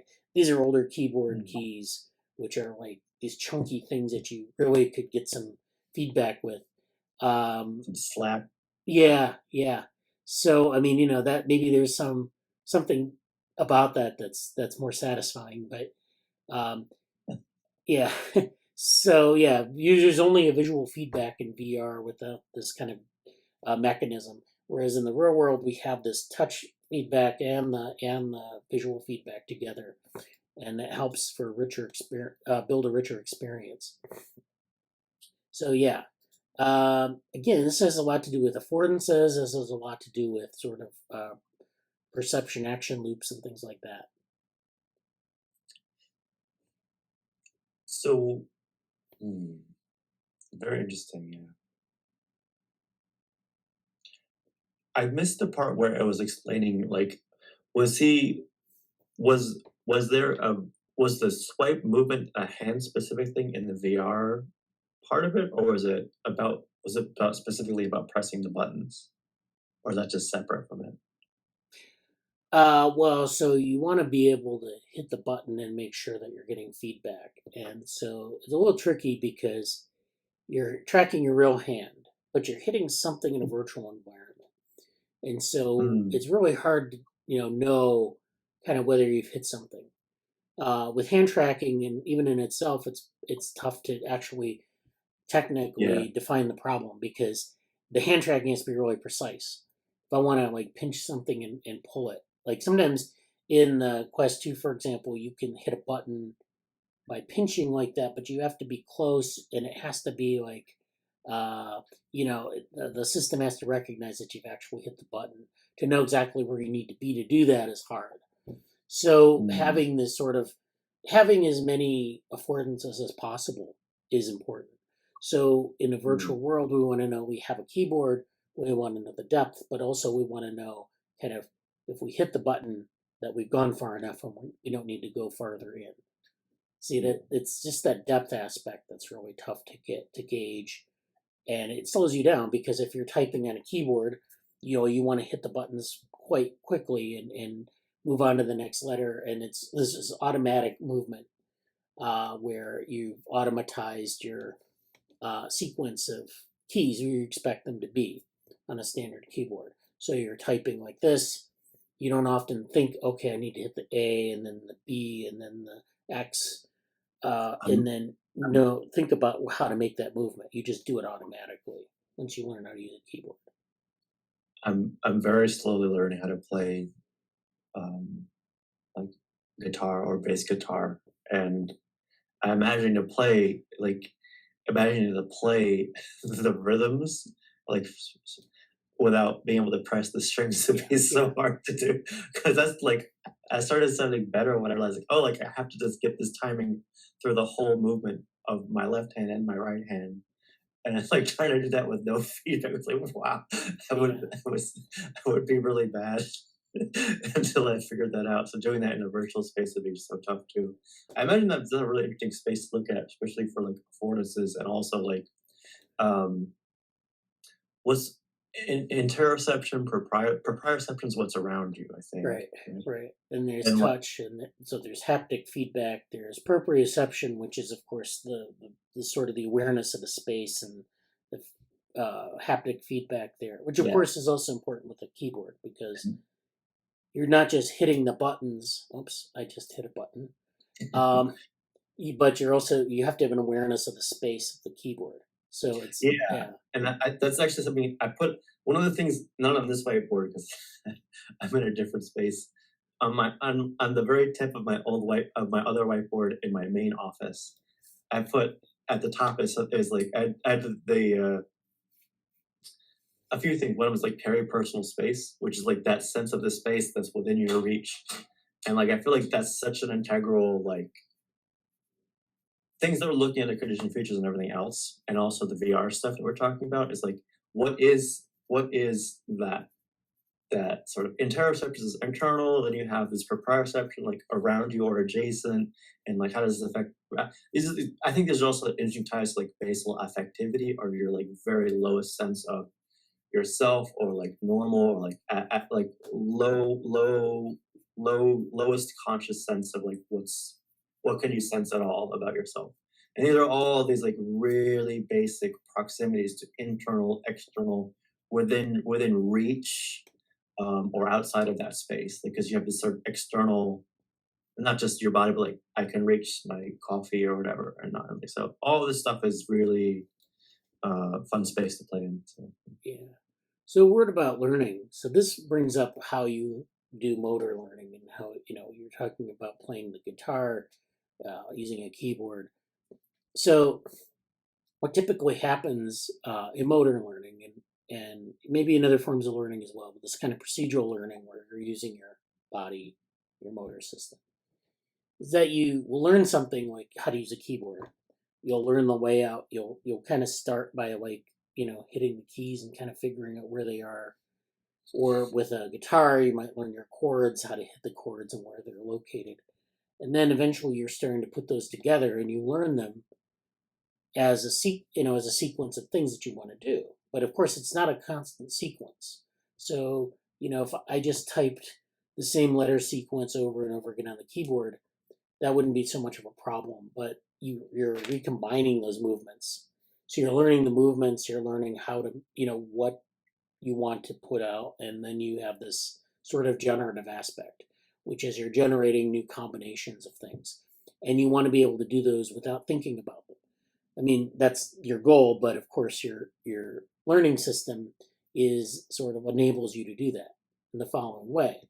That is, you learn sort of the basic movements, how to make the hits on the keyboard or hits on the strings, and then you learn what their positions, and then you're learning the sequence of movements that are needed, the control, the feedback where you apply this much force to get to this key or this string, and then to come back, so that you're not applying too much force or too little force, or that you're making the correct movement, you don't overshoot. And then there's this process of automatization of the movement, so you don't have to think about it every time. When you first start learning, you have to think about it.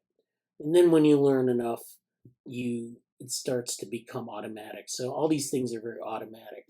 And the great thing about it is that that's how you encode the memory. You encode this memory of all these different movements, and you can recombine them into these different types of sequences. So when you play the guitar, you're going from chord to chord. There are different sequences depending on the sound you want to make. In a keyboard, you're moving around the keyboard. There are different sequences of movements of your fingers depending on what you want to type. But there's this sort of, you have to have this general awareness of the instrument or the keyboard, and then you have to have an awareness of your body. So, maybe if you have big hands, you want to, you have to, there's an accommodation there. Sometimes you get a bigger keyboard, but sometimes you can use smaller keyboards and you just learn to use it. And then, that's something that you internalize. You don't have to think about or plan every step. It's just something that you can generate. And so this is what they call an automatism, or sort of this sort of automatic behavior that comes from learning and encoding that information as a memory. So some people call it muscle memory, but that's not a correct term. The more technical term is just like a procedural learning or like a motor learning technique. So, I mean, they've done a lot of experiments with this using force fields.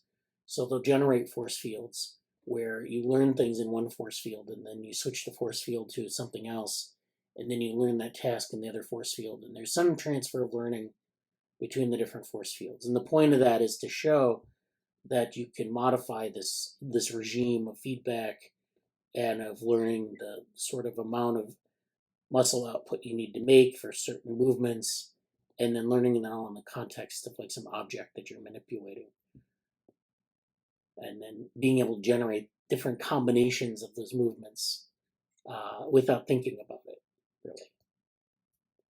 Shout out to my dad, who is a martial arts instructor. Yes. And the first form you learn in its generic phrasing is about little ideas, and starting with just really basic movements. Yeah. And you learn them incrementally. And I always talk about how it goes back to this, in learning the system, and starting with very small idea, and then you build on and have these chains and progressions of movements that are built with different ranges and holistic takes on things. You have these patterns and flows, and not just being one dimensional, but 2 and then 3 and rotating. So it's I'll mention this to him, and I'm sure he'll know at me. Oh yeah, martial arts are a great example of that too. So yeah. Okay, I'm gonna share my screen again. Let's see. The second thing I wanted to talk about was so we talked about VR interface design. I guess we could talk about this strategic view of ontogeny and developmental priors. So we've talked about development, and we've talked about some of the things in development with respect to like learning and other things. This is an interesting paper on, this is from Daniel Barbasi and co-authors. They're at, I think, Harvard, and they're working on this complex computation from developmental priors. So they're basically working on this idea of innates in learning, especially for like maybe machine learning models, as they put it. So, you might use this for artificial intelligence, like what Anthony Zador has proposed, or you could use it for just understanding innateness in cognition of organisms. They do work on C. elegans and Drosophila, so they're doing stuff with animal behaviors in simple model systems like that, and simple compared to like say humans. So this is let's go to the abstract here. Machine learning models have long overlooked innateness. How strong pressures for survival lead to the encoding of complex behaviors and the nascent wiring of a brain. So their definition of innateness is that you have these things that come from, sort of the early wiring of the brain. There's an encoding of complex behaviors. They could be from, genetics, or they could be like from very early on in development. Here we derive our neurodevelopmental encoding of artificial neural networks that considers the weight matrix of a neural network to be emergent from well-studied rules of neuronal compatibility. And so this is something that they've done with, people have done with connectomes. So using the connectome data and linking it to some of these neural network properties. Rather than updating the network's weights directly, we improve task fitness by updating the neuron's wiring rules, thereby mirroring evolutionary selection on brain development. So what's the difference here between modifying the weights and modifying the wiring rules? So, we talk about the weights of a neural network, and we have this matrix of weights. So the matrix of weights is this, let's see, Wij. It's usually the way they use the notation. You have this matrix of weights. So these are the connections between the units, and there's usually some value, between 0 and, or maybe 1 and -1. It's a negative or positive weight. So it's basically weighting between this interval, maybe -1 to 0 to 1. And it's basically weighting this interaction. So you have an interaction in the network where you have maybe like 2 connections coming into a single unit, and this weight might be like 0.6, this weight might be -0.3, and it's basically, this one is going to have a stronger weight than that. So this unit will have a stronger influence on this neural unit, the downstream one, than this one will. So you have 2 upstream units. They compete to sort of influence this downstream unit. This unit is obviously going to take preference over this unit, but this unit also has an influence indirectly or maybe at a lower level. So that's what weights are in a neural network. And of course, we can modify these weights. And a lot of times when we say something is learning, it's a function of these weights. And so whatever this weight matrix looks like is sort of the learning, it's learned something, right? And we can say if something is really successful at learning a task, these weights are what's responsible. And so you can see that this is maybe generalizable, maybe not.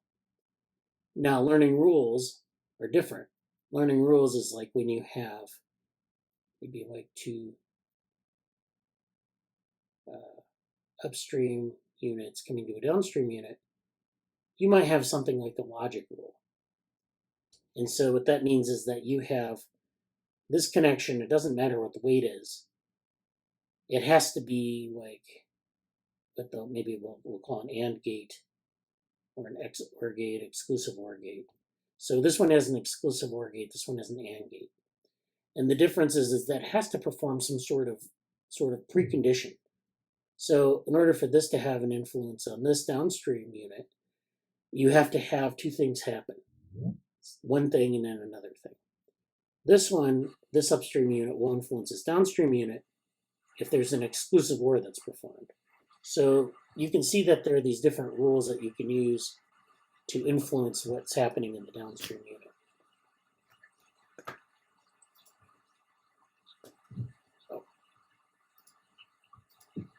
All right, thank you. So that's a difference here. And like in the context of something like artificial life, a lot of times they'll use these rules over weights. So weights are generally something you'll see in artificial neural networks. These logic gates or these rules of connectivity, something you'll see in the A-Life community more. And the reason they do this is because you want to have like different conditions for wiring. So something isn't wired unless it satisfies these different aspects of a learning rule. I think they use learning rules in ANNs too, but not in the same way. So it's just to make the distinction clear, what they're talking about here. So they improve the task fitness by updating neurons' wiring rules, and then this mirrors evolutionary selection on brain development. We find that our model 1 provides sufficient representational power for high accuracy on machine learning benchmarks, while also compressing parameter count. And 2 can act as a regularizer, selecting simple circuits that provide stable and adaptive performance on meta-learning tasks. In summary, by introducing neurodevelopmental considerations into ML frameworks, we not only model the emergence of innate behaviors, but also define a discovery process for structures that promote complex computations. So in this case, their behaviors are going to be these sort of rules. They're taking inspiration from a lot of the sort of, maybe like innate behaviors that we see in nature. And so they say here, in order to reproduce the selection process behind innate behaviors, we must first confront the mystery of the genomic bottleneck. And this is the development's uncanny ability to unpack a genome in order to produce specific task-relevant neural circuits. And I think they cite Anthony Zador in his paper on this. The genomic bottleneck has been tangentially explored through networks with learned architectures but random weights, meaning that you have these architectures that are learned, so the connectivity is learned, the weights are random, and by the artificial life community, such as their compositional pattern producing networks, or CPPNs, which model mechanisms in early development and morphogenesis to encode neural networks. However, these approaches tend to focus on general mechanisms of development rather than considering mechanisms specific to the genetic wiring of neural circuits. Here we utilize the genetic connectome model, GCM, which provides a network formalization of how interactions have been expressed between expressed proteins and synapse formation. So they're dealing with actually using a bio-inspired approach of synapse formation, and that involves expressing proteins. So these rules are kind of translating into this protein expression map, which it isn't like the thing, it's just kind of a representation of that thing. So it's a stand-in. The genetic connectome models previously predicted the wiring rules that code for the C. elegans gap junction connectome. And so they have a previous paper in 2020 on that. And similar formations have been used to infer synaptic interaction rules in C. elegans and Drosophila, providing mechanistic support to the GCM's quantitative formulation. So I think in past meetings we've talked about the Drosophila connectome and how they're kind of drafting out versions of that connectome. So there's like different parts of the Drosophila brain that have been kind of worked out in terms of their connectivity. We also have C. elegans, which has been around for quite a while. The gap junction connectome, but also the synaptic connections have also been worked out. So this is, this is where we have the most data. Additionally, the GCM has been shown to promote structured connectivity, including feed-forward and scale-free networks, illustrating the constructive potential of the encoding. In this manuscript, we explore whether neural recognition rules provide sufficient representational power to encode circuits capable of complex computations. So this is an example here, the genetic neuroevolution model. They have this, this network here. This is a network where you have neurons here and then genes in the middle, and then the neuron is an output, and you're trying to find, I guess, let's see, for A, visualization of the genetic connectome model, matrices XI and XO, which are these matrices here, represent the gene expression of input and output neurons respectively. The O matrix corresponds to the genetic interactions that underlie neuronal partner selection. So this is when in development neurons will find their partner. And so usually a neuron will send out an axon to find a partner and synapse with that partner. So you can actually model that process using this type of a thing. XI and XO are different matrices. So you have potential inputs, potential outputs. So you have these two classes of neurons that are trying to find each other. And then the gene here, O, is the O matrix, corresponds to the genetic interactions that underlie neuronal partner selection. So there are these genetic rules. There could be like chemical gradients produced by genes. You could have genetic matching between two neurons, like in C. elegans. You always have the same set of connections. So we could use genes as like a genetic matrix as a way to model that. So that's A. B is that traditionally AI techniques have defined an architecture W, which is here, which can receive data as inputs, handwritten digits, for example. So you're putting this into a matrix and you're trying to produce predictions. So this gets predicted, or this on the right gets predicted from the thing on the left. And then the weights W of the architecture can be updated. So this is the red and blue arrows. This is update. And based on the prediction of distance prediction from known values, thereby producing a more accurate system with training. In the genetic neuroevolution model, or GEM, the architecture W is produced from a small set of wiring rules defined by X's and O's, which are these matrices. So this matrix in A, or these matrices in A are up here, and they interact with this encoding that allows you to make the prediction. So that's what they're getting at here. And then you have D, which is this visualization of a learned SLP and SLP encoded by the GEM, which they define here as, I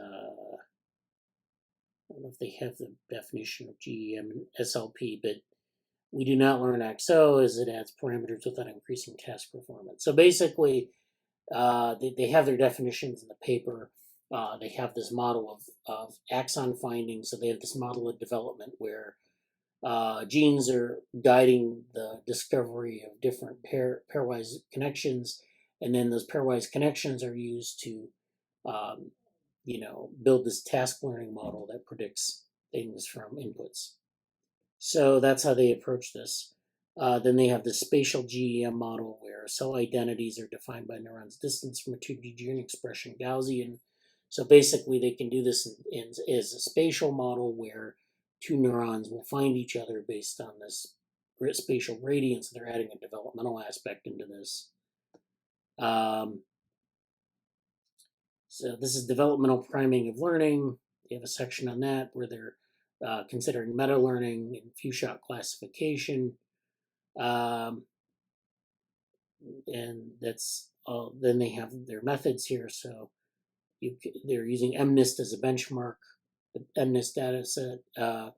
They're using examples of single-layer perceptrons. And yeah, so that's the paper. It's a really interesting paper. I know we've talked a lot about this topic. This goes back to what we were talking about with, I think we talked about the Anthony Zador paper a long time ago, but this kind of extends that type of work. So we're interested in similar topics, but we don't really approach it in the same way. But this is very useful for machine learning, or maybe it is, I don't know. They just tested it with MNIST and a perceptron, so, but it's definitely in the, so they're bringing together like A-life and some of these artificial intelligence techniques. The other paper I wanted to talk about before we go is this paper on development. This is a different view of development. This is evolutionary biology and the strategic view of ontogeny. Genetic strategies provide robustness and flexibility in the life course. This is Edward Hagen and Peter Hammerstein. And this is has nothing to do with artificial intelligence or any sort of innateness in learning, but this is talking more about development as a view, as a strategic view of ontogeny. And ontogeny is just another word they use for development. So the abstract reads, it is difficult to synthesize evolutionary developmental approaches to morphology, physiology, and behavior. Here we sketch one way to achieve such a synthesis that invokes ideas from evolutionary game theory. So they turn to game theory, which is another topic that is of interest. We don't talk about it as much in the meetings, but this is something I think it's actually somewhat novel. Developmental trajectories are often sensitive to environmental conditions. We reject that view, which is popular with some, that the sensitivity is well explained by general plasticity. So there's this view, of course, that the sensitivity is explained by general plasticity. So I guess there's this aspect of the critical period, at least in terms of explaining the critical period as this general plastic response. Instead, we argue that flexibility is founded on a genetically encoded strategy, most or all of which is shared by the members of a population. So this is actually something they're saying that the flexibility of development is this genetically encoded strategy, which they get into in the paper and which links to the game theory. Flexibility in the life course is achieved by the conditionalities inherent in the strategy. So in other words, depending on the strategy it's being used, you have different levels of flexibility. The strategy, which evolved by natural selection, allows an effective response to environmental variability. So these strategies are evolved by natural selection. There are different strategies. We think of strategies as these cognitive things, but of course, they can be non-cognitive as well. And so this is actually something I've been working on a paper in the DevaWorm group on, like the developmental biology and game theory.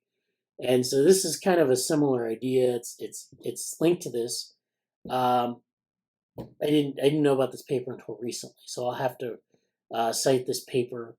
There are a number of things where we're focused more on embryogenesis in our working paper, but this is actually more, I think, about sensitivities and things like critical periods and plasticity. So the strategy, which evolves by natural selection, allows an effective response to environmental variability. This enables organisms to perform well under a broad range of circumstances, a property that engineers call robustness. And so one of the earliest and most influential attempts to integrate evolution on ontogeny was made by Ernst Haeckel, who argued in recapitulation theory that essentially all phenotypic differences among species arise late during development. And so this idea has been sort of in disrepute, but one of the things we can learn from it is his idea basically was that species can evolve only by the terminal addition of new adult stages at the end of ancestral developmental sequences. So in recapitulation theory, he believed that your development was recapitulating your evolution. So when something was evolving, it was adding new stages onto the end. So in our embryo, when you see an embryo of like a chicken or a human or a dog, they all look very similar. Now we've found out since then that they're not really that similar. They have this superficial look of being similar. So they say a chicken embryo and a human embryo would be almost impossible to distinguish, especially in terms of like Haeckel's view, which was drawing things out and looking at them. If you look at the gene expression, of course, it's quite different.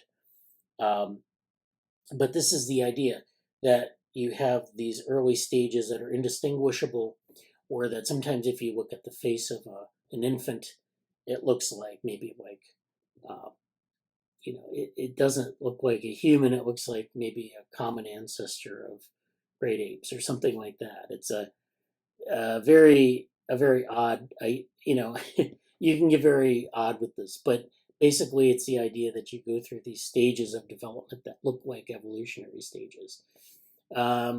He was wrong about that, though. That's not the way it works. But, you can distinguish closely related species through development. So there are actually dramatic differences between species in early development. A chicken egg, for example, is many thousand times larger than a human egg. So this idea of terminal additions is not really a thing that we need to worry about. But his ideas have lived on in modern biology and the notion of a conserved phylotypic stage, which is the stage of embryonic development that is that's very similar for most organisms.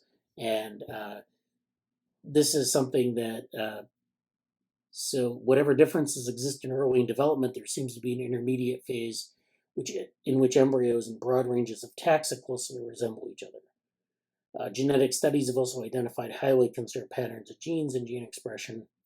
This is like the Hox cluster, which produces segments in an organism.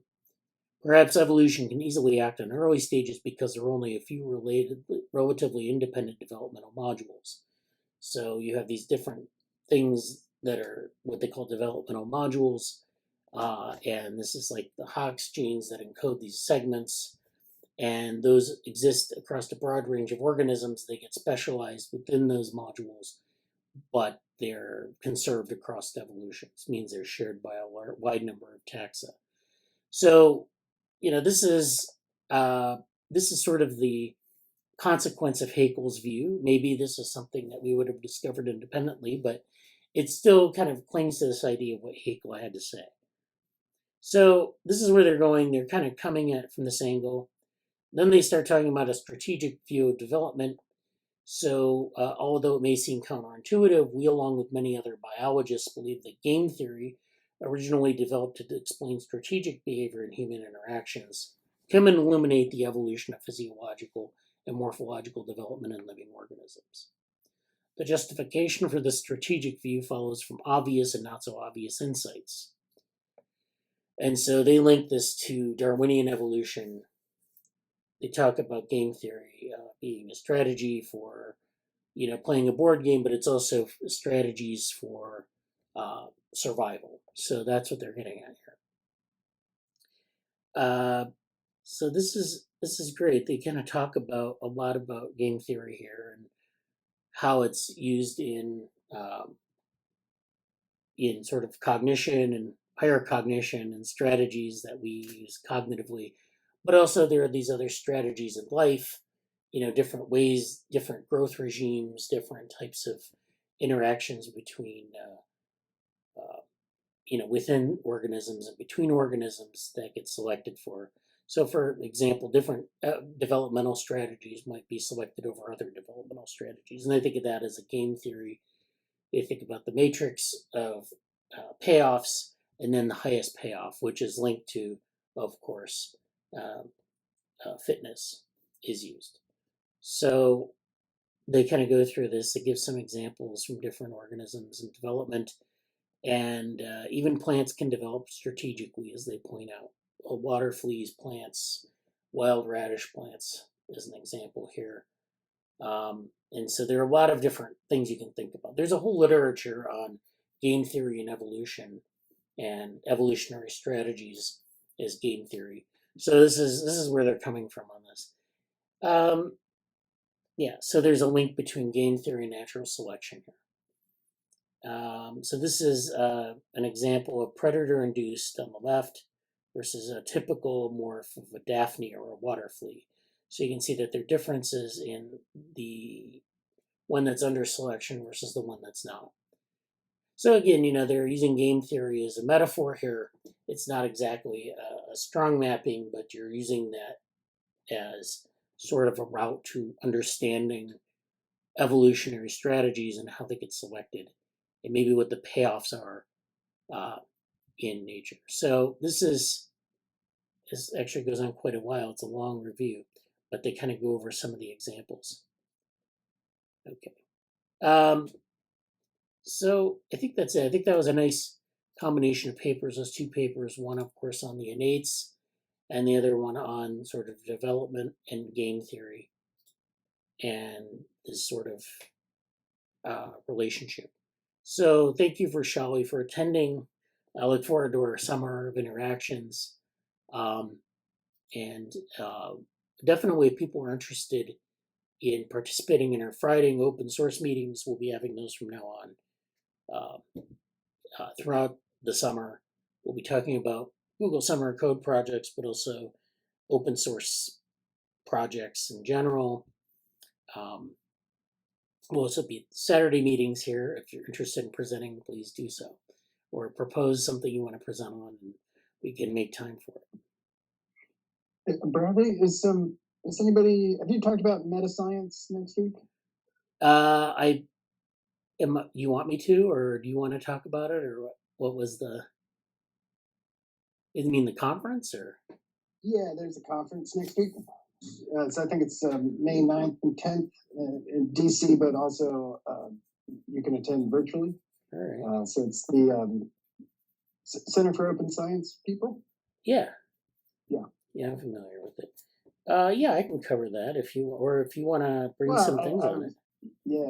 I mean, I'm definitely going to try and catch it virtually at least. Yeah.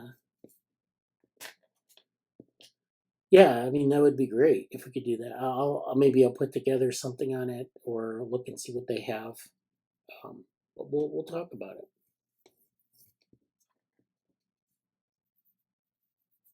right. Oh, great. All right. Okay, Thanks. gotta head Yeah. out. Have a Good good. stuff, everybody. Bye bye. All right. Bye. Take care, Jason. Thanks. Bye. All right. Bye.